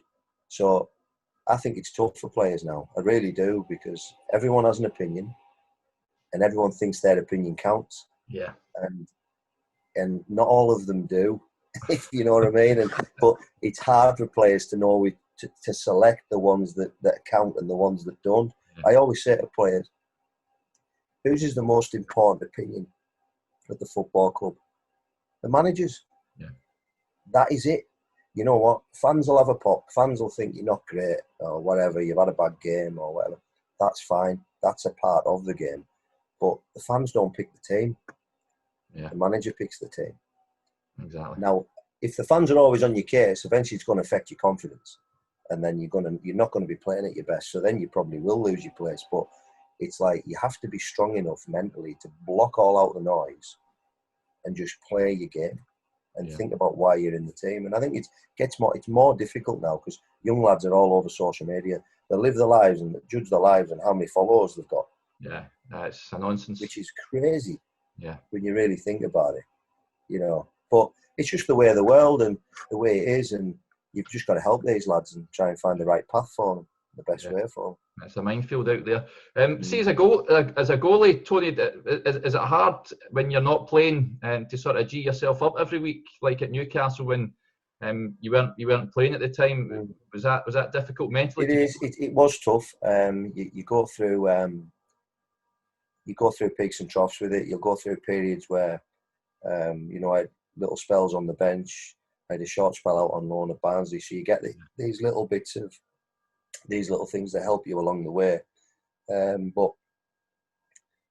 a lot of the time you're training knowing you're not going to be involved. Yeah. So to keep your standards up and keep your levels up can be difficult at times. Yeah. But then when you go and join in, when you're doing your goalkeeping work in your group with the goalkeepers and the goalkeeping coach, you try to keep your standards there, and you try and look at, I was working with share given every day, which is obviously something top draw. I was very conscious of, that I can learn from this as a goalkeeper, and also for when I go into the coaching route, which is what I always felt like I would do, if I got the opportunity. And I would look at it from that point of view and try and work as hard as I could. That was something I did. And I know, a lot of players will go, well, I worked hard, but I knew I did. I worked hard. I had to work for everything I got. It wasn't the case of everything came naturally to me, because it never. I had to be on top of things. So that's why I think I played as long as I did, because managers kind of knew if I wasn't playing, he knew he could trust me to work hard and push whoever was playing, and make sure that they stay at a good level, and also be positive. That was a thing I learned to do. It's become a thing now of having this older number 3 goalkeeper at the big clubs to be this experienced guy around these younger goalies to mentor them. Now, it's funny, I was speaking to Simon Smith about that. I says, did you consciously look to try and bring me in as that experienced one? He says, not really, but it worked out that way. It worked out that you were quite kind of a positive influence. And we had the younger goalkeepers who would come up and train with us sometimes. So we had Tim Krul would come in, and we had like Adam Collin, and we had Adam Bartlett. So we had a group of young professionals who were at the academy, and they would come across and train with us sometimes in our goalkeeping group. So imagine when you're 17, 18, 19, coming across the academy, and you walk from the academy building over the pitches, and you come through this gate, and now you're in the first team area, and they're walking across the pitches, and they can just see like Alan Shearer's and all these players, and then they're walking across, and there's Shea and there's Steve Harper, and I was the friendly face. I think I was the one that would get involved with them a wee bit. Harps would to a point, Shea would to a point, but Shea used to just mind on it. I'm training, I've got to get myself right. So I would be that little buffer. So that helped the goalkeeping coach really, because I would be the one that I would maybe give advice to, or I'd be in the middle of the session and talk about something and make them feel at ease, because it's quite daunting for them, quite daunting. And I quite enjoyed that role, without even knowing I was doing it. It's only when I come to leave Newcastle and I went over to Vancouver and I got a player coach opportunity, it was like, I'm meant to do this. I feel like I should coach. It's something I want to do. Whether I'm any good at it, I don't know. It's for other people to judge. But I feel like I enjoy doing it. I enjoy trying to help. And I think it helps when your own career has been big ups and big downs, and long periods of playing and long periods of inactivity of not playing. See, what people think is, they're just there picking the money up. You're not. You're doing everything that everyone else does. You just don't have that release of getting that game, which is the worst bit. It's the worst part of the week, is watching other people play and you can't. So that was a part of my thought process, is to keep myself going, try and take something out of each and every day that I could, that's going to help me later on. And I try to do that. I mean, some days obviously you're just like, it's a tough day today. But unlike anyone in any job, it can't always be rosy, can it? So it comes from within that, and it comes from your own character and your own personality, and it's up to you how you put yourself across. If you want to be down, you can be down, but if you want to put yourself out there and be up a bit and be a part of the group, do that, and you'll feel better about yourself. Absolutely. Before we touch on your time in the States, Tony, the one player was at Newcastle, was a tragedy what happened to him, Gary Speed. What was he like as a teammate back then? Speedo was, I think he was that top senior player that the lads look up to. He would be the younger ones in the group, knew he was there for sounding board, for advice. He was the only player in my time there that I actually could see handle Craig Bellamy. And Bellas was a strong character, a strong personality, and did his own thing. And he had absolute 100% belief in how good he was. Right? And that's what probably got Craig Bellamy to the top. So you can't knock that. And he was a fantastic professional, Craig. But sometimes the things he'd say to people and to players, it was close to the bone, you know. And Speedo, if he was there, he'd be the one that would rein him in. And he had total respect for Gary Speed. So if Speedo was like, oh, quiet, Bellas was quiet, but he was the only person that I've seen speak to him and he would listen to him. Yeah. So that was the effect he had on people, Speedo. You know, he was an unbelievably fit player. He made the most of everything he had. He was a good footballer. He was always fit. He was always available. He was always positive. He wasn't always appreciated by fans. You know, he wasn't always appreciated. But he was one of those players, you know, when he wasn't in the team, you noticed. He used to put in those yards that other people didn't want to put in, you know. He was that kind of player. He was for the team. Everything was about the team and getting a result. So, you know, and what happened to him is unbelievable. Still, just didn't see that coming. Nah, you just don't know what's going behind closed doors, don't you? Exactly, you don't know. Your time, your 2 spells in the States sandwiched between a time at Gretna, which we'll touch on. How much did you enjoy your time over there? It's a completely different sort of footballing landscape out there, isn't it? Yeah, it was. I mean, Vancouver, it came around through David Edgar, who played at Newcastle. Yeah. His dad was, he's from the northeast near Newcastle way, but he was out in Canada, and Eddie was playing for Canada. And he said to me, his dad came over and watched a couple of games over in Newcastle, and he come to a reserve game, and I was playing, and his lad was playing, David. So after the game, Eddie's dad used to be a goalkeeper back in the day, just, you know, like semi-pro football in the northeast. So he was chatting to me after the game. He said, "Have you ever thought about Canada and America playing?" I said, "I'll be honest." I said, I'd always thought I'd love to play in another country, but it's just never materialised. Never appeared in front of me. And he says, "Well, would you fancy it?" I went, yeah. So he said, "Look, well, David's coming back to join up with the Canadian national squad in a couple of weeks." So this was the days before like Y Scout and all this. So it was like, "Can you get any games on DVD?" So I've got a few of my games on DVD. Give them to Eddie. He packs them in his bag and flies to Canada. Gives them to his dad, and his dad gives them to this guy called Barry McLean, who was an agent out there. Yeah. So I get a call of Barry out of the blue. And by this time I've left. I'm not with Ken anymore. My agreement with Ken's run out.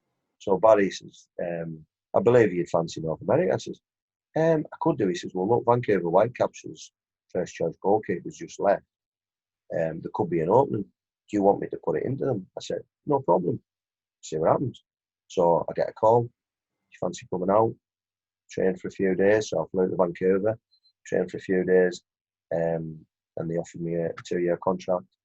And this is a summer season, so basically I had to, as soon as the last game of the season finished in Newcastle on the Sunday, it was the 5th of May, I flew to Vancouver on the 6th and played on the weekend, my first game.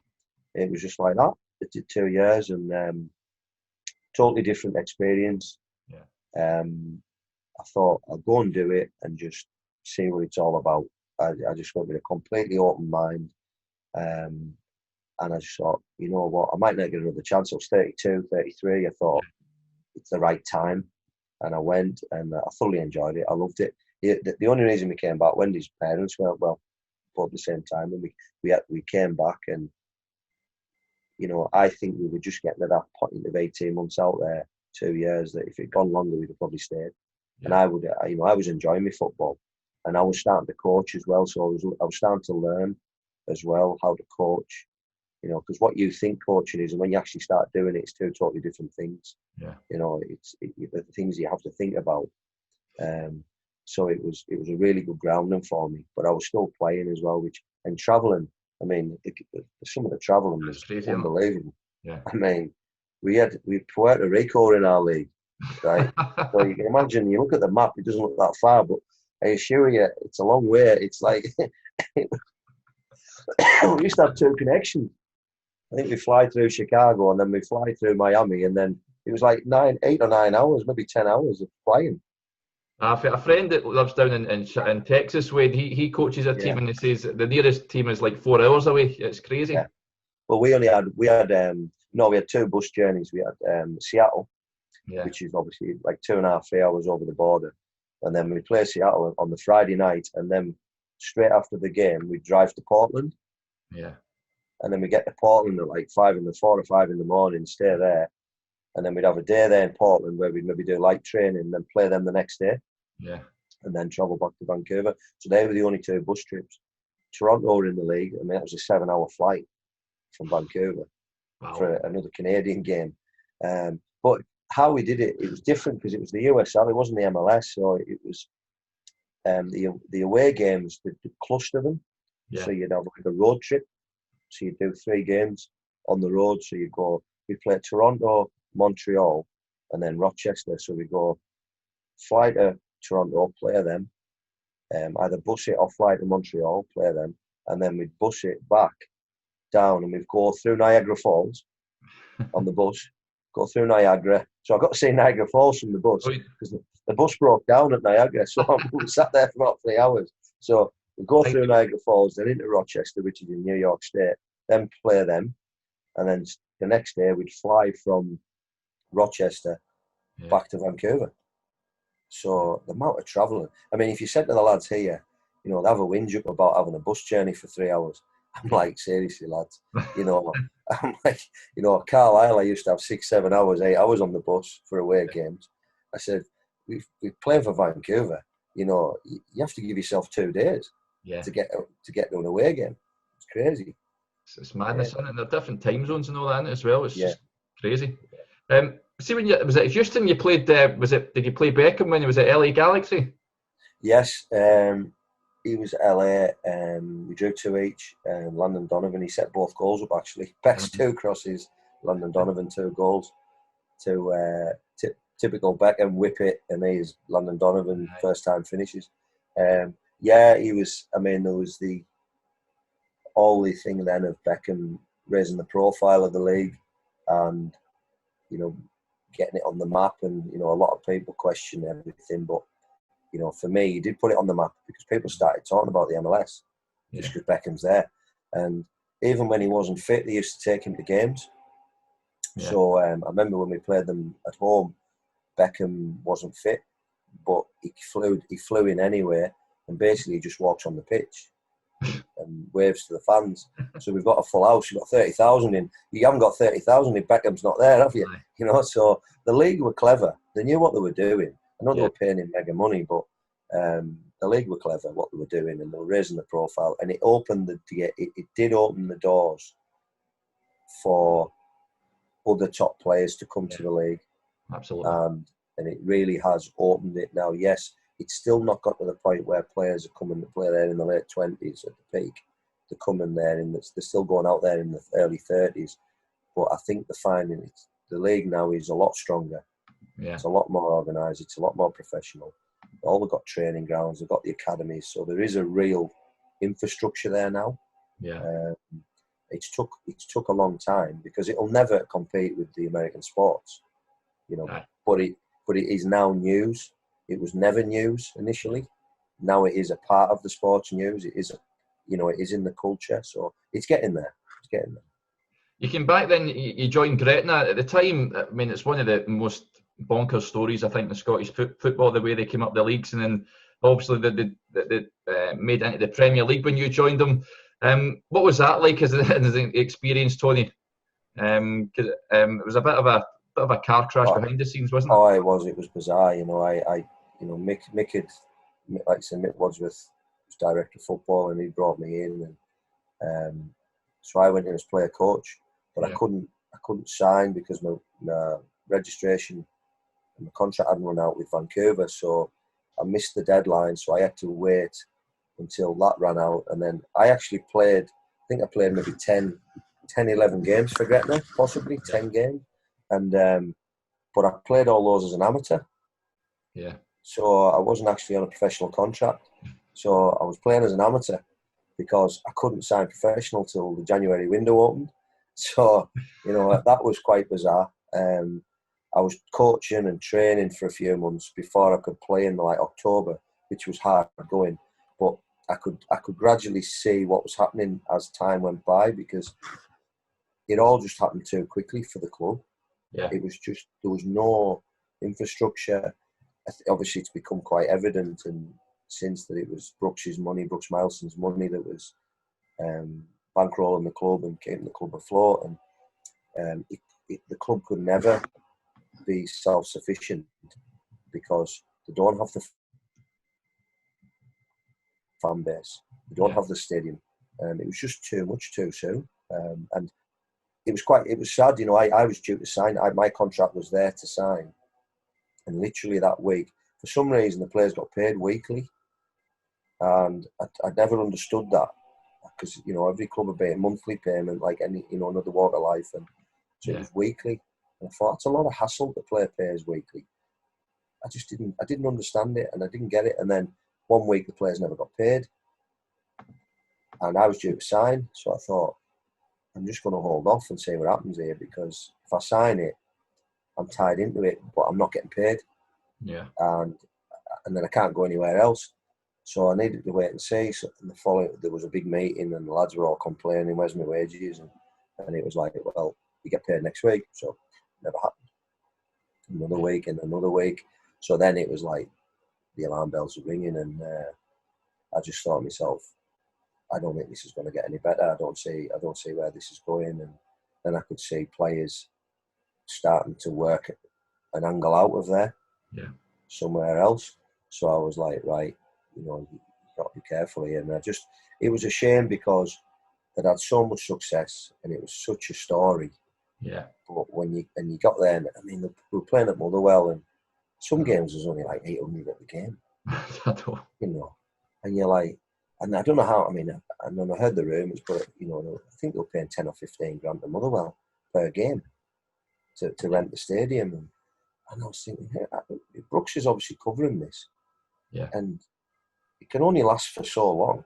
Yeah. There was a big squad, a lot of well-paid players in the squad. Yeah. And some of the players probably didn't want to be there. Yeah. And it shone through. It shone through, to be honest. And it was difficult, because it was difficult for the ones that really wanted to be there. Yeah. And there wasn't that harmony, and there wasn't the help. It was always going to be a struggle of a season.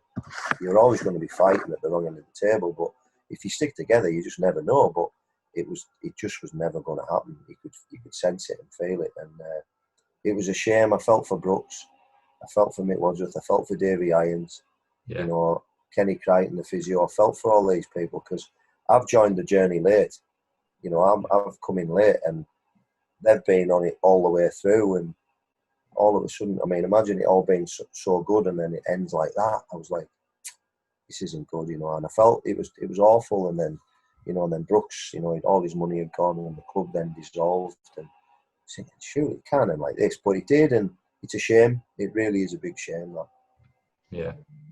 Yeah, it certainly was a sad end. You'd obviously then go back to America and then come back. You went to Workington, and when was it that you sort of decided that to go into the coaching more on a full-time basis, Tony? Yeah, it was probably around that time. I got a couple of offers to go to be like cover in like League Two in England, and I was thinking to myself, right, I'm going to be sitting in the car up and down the motorway up in the M6. We'd moved back to the Carlisle area, and I just thought, do I want to move? Do I want to be doing all the motorway miles and not getting a game? And it was just all in my mind, and I think it comes to every player at some point. Yeah. And I just thought, what, if I want to coach. I'd been doing some coaching at Vancouver. I'd done some bits in America with youth football as well when I was at Houston. So I'd had a taste of coaching. And then the goalkeeping coach at Carlisle left, Dave Timmins. Yeah. And the goalkeeping coach role was open at Carlisle, and obviously with my history there. But everything had changed at the club in terms of the management and the people in the club. There were still the same board members. They were still the same people that were involved. But in the footballing aspect, I didn't have any relationships. So with Greg Abbott. So Greg got me in, Darren Edmondson was manager at Workington. He'd been my teammate at Carlisle. Yeah. So Darren says, look, come and play for us. He said, and he said, I speak to Greg all the time. He said, look, we'll work this. You can go into Carlisle and coach the goalies, join in the training, but play for me on a Saturday. So that's what I did. And I did that for a season. And I fully enjoyed it. I really enjoyed it at Workington. We had a good season. We had a good run in the trophy, and we've got the playoffs. You know, and from a personal point of view, it was good. You know, I got Player of the Year and things like that. I mean, and I'd never imagined I'd ever play for Workington. You know, and that's the most local club to where I'm from, out in West Cumbria. I really enjoyed it. I really did enjoy playing. And I would have played there again for another year, but Carlisle then were wanting me in as a player coach. So they brought me back into the league, and that was their way of getting me in full time. Was I could combine, you know, being cover, but also being the goalie coach. So that's where that came from. Yeah. And of course, you go back to Wembley. You did win the EFL trophy again. You'd be on the bench that time. We beat Brentford. Yeah. And you know, we won that 1-0, and I'd been on the bench all season, and Adam Collin was playing and doing really well. But we had a really good young goalkeeper coming through, Mark Gillespie. And Mark, we played at Wembley, and then we had Norwich, the last game of the season. Norwich had won the league. Yeah. So full house at Carroll Road. So I'd said to Greg, look, I'm done in terms of the playing. Yeah. Let's get Mark on the bench, because that's going to be what we're doing next year going forward. So put Mark on the bench, and then 15 minutes to go, it's like, do you fancy going on, Mark? He's like, what? So he goes on, he's 18, he's shaking like a leaf. So we beat Norwich 2-0. I think they were hungover, to be honest. They'd been on the beer all week, I think, haven't won the league. So Mark goes on, and he did all right for 15 minutes, and then so he was absolutely buzzing, and I thought, right. And actually, seeing him buzzing off that, I was sat there, and I had a feeling of, I actually felt really pleased for him. Yeah. The young lad. I wasn't bothered in the slightest. It wasn't me, so to speak. Aye. So I thought, and that's when you know, I'm a coach now. My time's done.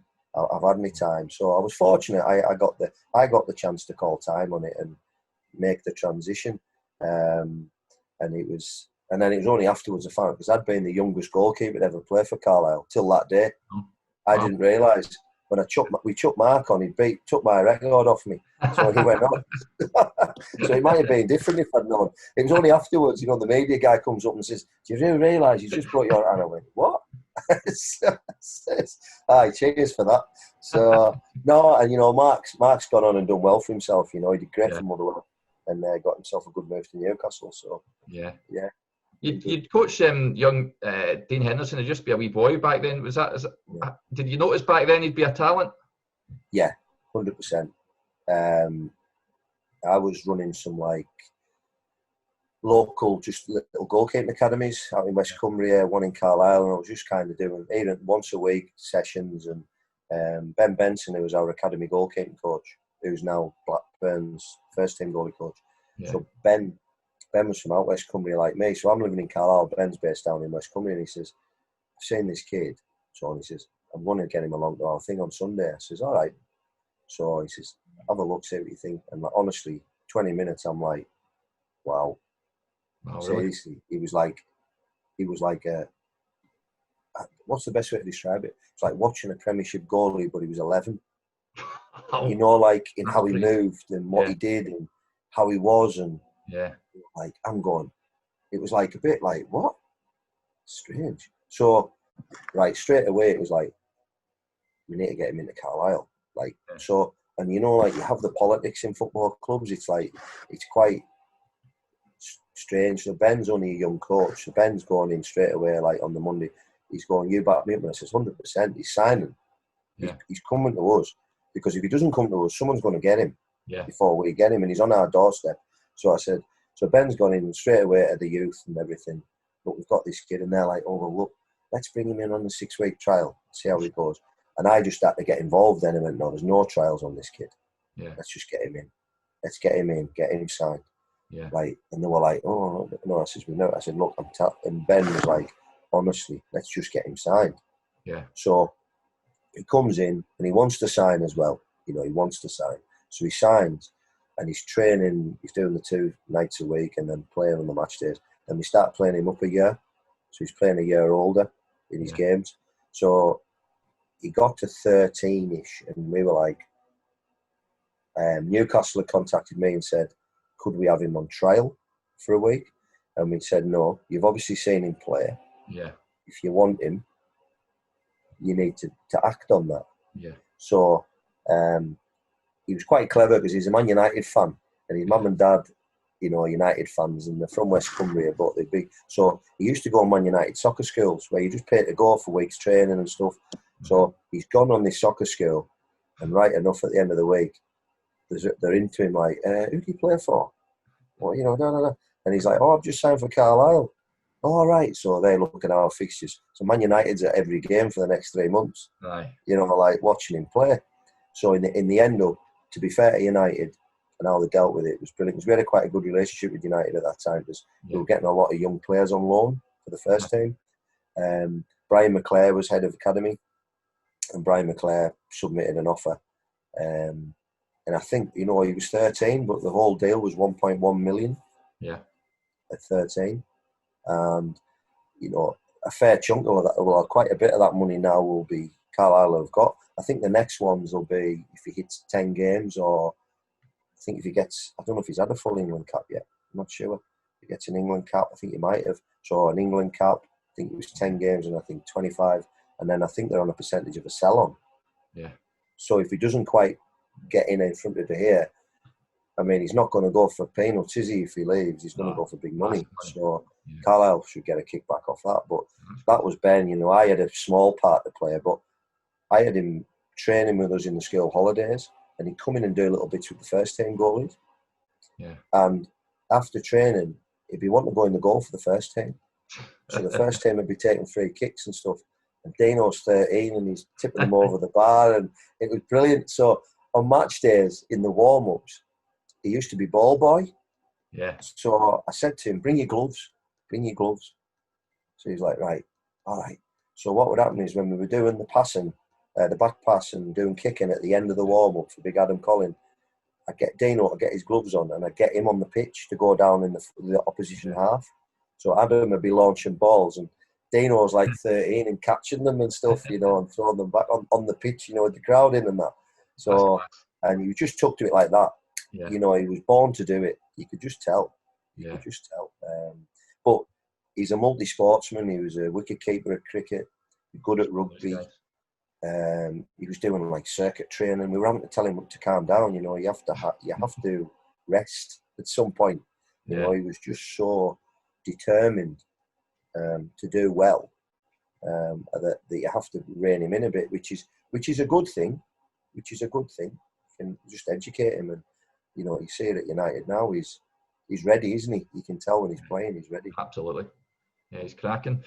You'd leave Carlisle, you took a wee spell at Hartlepool, and then you were at Bury with Lee Clark and what have you. But again, another club that's a bit of a car crash behind the scenes. And again, it's sad what's happened to them. Did you? What was that like as an experience, Tony? Yeah, it was tough because, I'd come out of Hartlepool. I'd had a, probably 4 or 5 months where I hadn't been in full time in a club, and I was building up my own business and my own coaching things and doing bits of part time. I was actually doing a little bit of part time coaching for Annan and Athletic. I was taking the goalies up there a couple of nights a week, and I was quite enjoying what I was doing. It because when you're in full time, it's full on. It's like it's flat out all the time. So I was like, it's good to just take a breather. And then Clarkie phones me, do you fancy coming into Bury? So I went and met him and Alan Thompson, and they were on the way down one night. So I went and met them. We had a chat. And I like Clarkie because I'd been at Newcastle with Clarkie. Yeah. I knew Tomo Allen because I played against him when he was at Celtic. So I knew Clarkie better than Tomo, but I thought, you know what? 2 genuine lads, North East, know the football. Clarkie's an experienced manager. I thought, they're giving him a good budget. I'm going to have a chance. I'm going to have a real chance.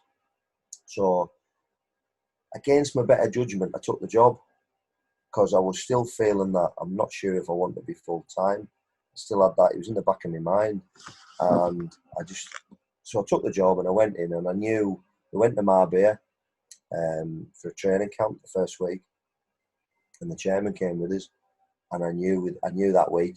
Yeah. I knew that week. I just thought, better chance of it. This isn't quite right. There's just something not right about it. But there was a catalogue of things that went on. I won't go into detail, but there was a catalogue of things that went on over time, and the job just become increasingly more difficult because you were trying to keep players on side and keep them going, and we were having a tough time results wise. But they weren't getting paid. They weren't getting paid on time, or they were getting like a portion of the wages, and then a few days later another part of the wages, and so there's obviously issues financially at the club, and I was looking at the playing budget and compared to the fan base, and it just didn't add up. It was like, this is not. I don't see how this is going to work, and as it turned out, it's what happened. And Clarkey got the sack, and then Tomo left because he'd gone in with him. I went in the next day and took training. I'd met Clarkey that day and said, "Look, I'm just going to leave." And he went, "No, don't leave." He said, "Go in and see what's what." So I went in the next day and took training. We were off the next day, so I drove back home up to Carlisle, and then Ryan Law was manager, caretaker, and he phoned me and said, "Look, you come in with Clarkey, what are you thinking?" So I was just like, well, the fact you're asking me that tells me what you want. So to happen, nothing against Ryan, it's just football. He wants to, he sees me a part of Lee Clark's staff. Yeah. So I get that. That's football. So I was just like, no problem, mate. I said, look, I'll not be back in. Let's just make it easy. I'll not come back in. Saves me worrying about it. Saves you worrying about how you're going to handle this situation. Let's just make it easy on each other. So then if we ever cross paths in the future, we don't have any issues, Right. That's just football. It happens. It happens. It's just how it is. So, so that was that. It was a shame. But I just felt from the first week, I just had that feeling it's not quite right. Not quite right. Yeah, and it's sad, like Gretna, it's sad what's happened to him. It's awful. Burying it. Football league club, always been a football league club. I've played loads of games there over the years for different teams. Yeah. And Gig Lane, it was always tough to go to Gig Lane. Yeah. Never an easy game. And it's just a shame because these towns around Greater Manchester, all these football clubs, they are the lifeblood of the community. Yeah. They are, and they need these football clubs. And it's a shame because there's good rivalries, with Bury and Oldham, all around there, Rochdale. You've got some good rivalries going on. Yeah. But you mentioned, Ken had his hands in Bolton and it nearly went down the tubes. Wigan are obviously in the mire as well. It's sad, really, what's happening to these football clubs. It is. It's a shame. I look at Bolton and I think, how is it even possible? Aye. Like a club of that size. You drive past that stadium on the M61 and you see it and you're like, going there. I think I probably went there when I was a child or Newcastle in the Premier League, and Sam Allardyce is manager, and they were signing like Campo and Hierro and all these boys, and like JJ Okocha, and they had some players. Anelka as well, I think, at one point. Anelka, that's right, yeah, Anelka. And then to think now, like they're playing Barrow. They're playing Barrett, yeah. Barrett and Harrogate. No disrespect, but Barrett and Harrogate. I know. And Big Sam had them in Europe. He had them in Europe as well. Bayern Munich and all that they're playing. That's right, yeah. It's crazy. So that leads us on. You're Livingston doing a bit of work now. Tony, how much are you enjoying your time there? Yeah, I love it at Livingston. From day one, David Hopkin brought me in. Yeah. I'd met Hoppy through a mutual friend. I was on a coaching course and I stayed up in Scotland in Greenock at my pals, James Docks, and he'd done a bit of coaching with Hoppy at Morton. Yeah. So this night we went out for a bit of food and a couple of drinks. Hoppy come and joined us and I met Hoppy and we got on really well and we just stayed in touch, and then it came around. He wanted to bring in another goalkeeping coach. I got the call. I'd left Bury. I just said, he said, just come in. And initially it was like, come in and do 1 day a week. 1 day a week and a match day. Yeah. Just come in and do that at the end of the season. So we've got Neil Alexander. I think he'll appreciate having that older, experienced coach around him that'll help him. And we've got a couple of young goalkeepers as well. We've got Gary Maley as well, big stretch, who's still there now, big Gary. So we've got all the goalies and a couple of younger ones. He says, just come and get involved, see how you find it. So I went in, I thoroughly enjoyed it. And I mean, I went in and we just kept on winning. It was like, we just kept winning and we got the playoffs. It was nothing to do with me. I'm just there. It was like, it was just like a snowball effect. Yeah. And it just kept going and kept going. And we got the playoffs and we beat Dundee United. And then we had Partick. And even when we beat Partick at home and we had the second game of leg, we still were sitting there not sure. Yeah.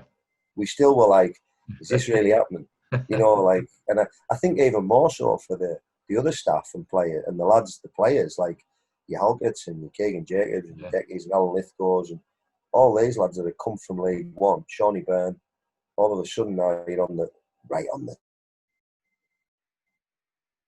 plus we're getting into the Premier League. And we won that game and it was like, wow. And then all of a sudden we had a party that night at the club and I can remember sitting as a staff and I mean, they'd been through some tough times because they kept bringing up a game, Stranraer away. I think they might have got humped 5-0 or 5-1. Yeah. And it was like 2 or 3 years to the day, we got beat 5-1 at Stranraer. Yeah. And now we're in the Premier League. It's like, wow, it's just football. It's crazy, isn't it? So they kept talking about that. And I wasn't a part of that time then. So I could feel like the joy and the whole amazement of the whole thing.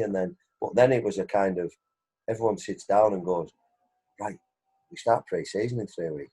What are we going to do? Like, we've got players out of contract left, right and centre, and they've all done well, so you might lose players. And then the fixtures come out and we've got Celtic away first game.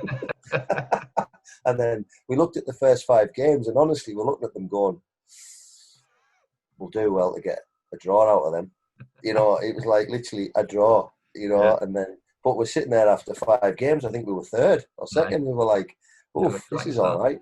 We got off to a good start. And no, I thoroughly enjoy it. It's a good club. It's forward thinking. Yeah. We make the most of what we've got. And there's a real togetherness about what we do as a staff and as a group of players. Yeah, it's good.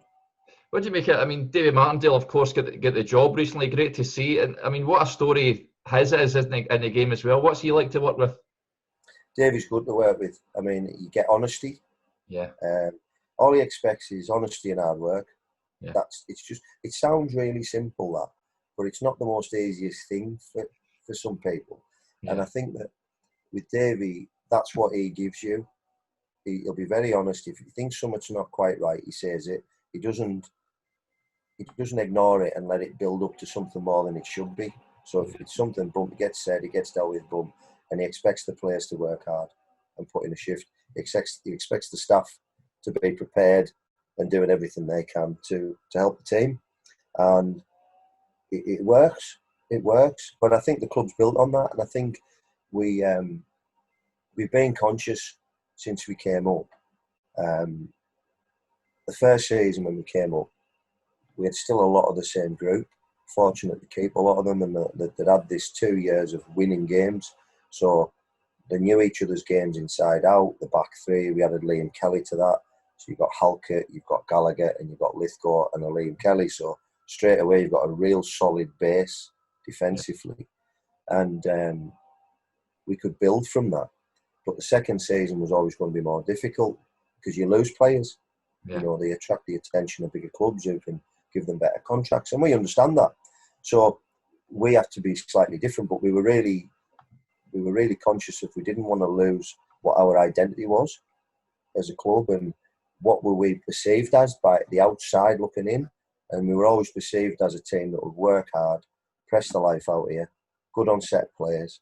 So we want to feed into that still, even now.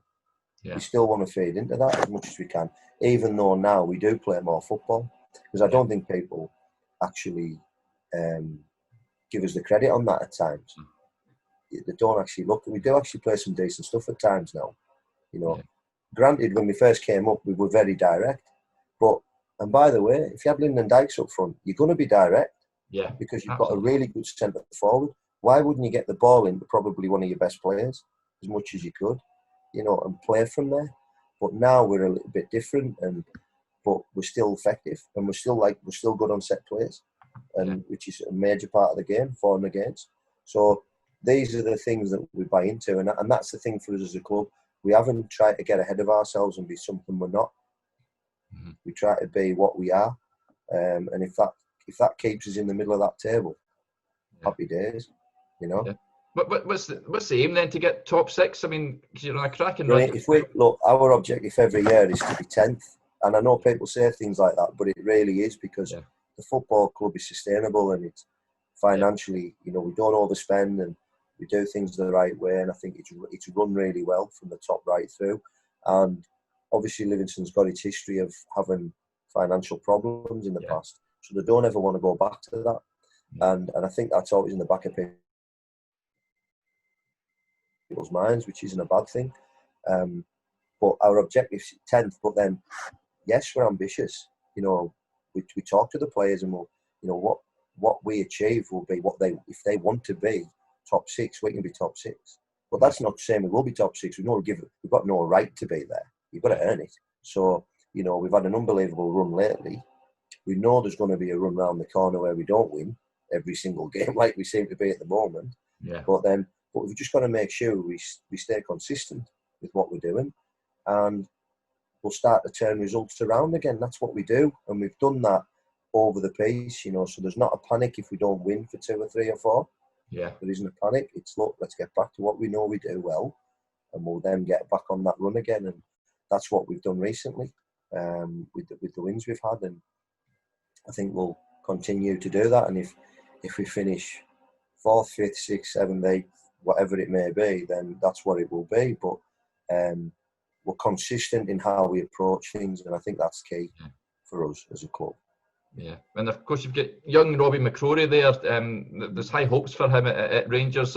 How enjoyable is to work with him, and do you see him going far in the game, Tony? Yeah, Robbie's a good lad, and he's a fantastic professional. I wouldn't expect anything less coming from Rangers and how he is. We brought him in last year, and then he only played 8 games because of COVID. He got cut short, and then, you know, we waited and waited all summer to get Robbie in because he was sorting out his contract. I know he had interest elsewhere. He come in, we got him back in, we got him sorted, we got going. We didn't have a great start of the season, and we changed a few things, and, you know, we did get the point where Robbie came out of the team, and Max Strychek come in, but Robbie's reacted well. He's approaching things properly, and he's ready to play. He's ready to go, and I think Robbie's. It's been a good learning curve for Robbie, because being a goalkeeper, especially if you're going to play for big clubs at the top level, it doesn't always go your way. Like we were talking about earlier, it doesn't always go your way. Yeah. So you've got to know how to react to disappointments. You've got to know how to be around people when things don't go well, and you've got to stick to your processes that you're using. And he has those, and he does that. So we've got no qualms on Robbie. Robbie could play tomorrow or Sunday if we called upon him. But that's what we want. We want healthy competition. We've Absolutely. Got 2 goalkeepers that can play, and that's what we want. Yeah, definitely. And finally, before we finish up, Tony, I know you say you can't do any of your coaching just now, but if anyone wants to get in touch with you, your academies and the schools that you host, how do they do so?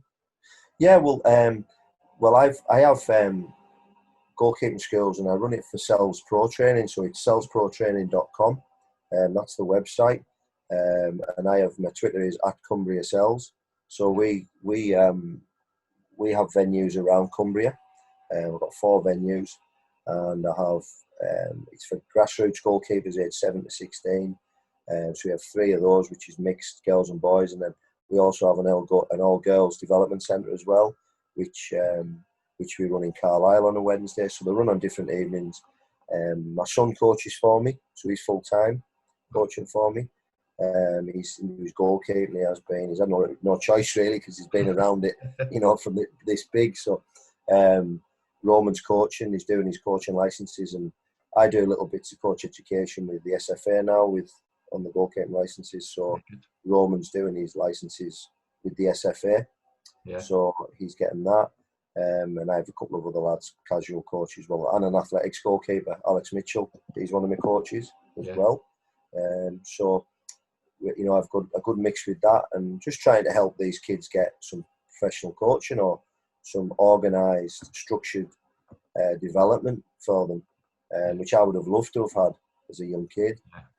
Make it affordable, and some of these kids, I've had quite a few lads go and sign for clubs, quite a few signed for Carlisle. I've had one going to Sunderland, one into Newcastle. So, you know, if we can help them in that way as well, we will. You know, it's to try and help them develop and make it enjoyable. So, no, it's good. I really enjoy doing it. I oversee a lot of it now. I coach on it maybe once or twice a week. The other coaches take care of it. But, you know, it's good with about 70 or 80 keepers a week through it now. So, yeah, it's good, and I just enjoy doing it. And the kids come, you can see they really want to be there. Yeah. That's the thing, you want to turn up. It's like the highlight of the week of goalkeeping training tonight, you know. And you make it fun and enjoyable, and they're all like-minded, and they get a good bit of banter going on that now. It's great, you know. It's good to be around.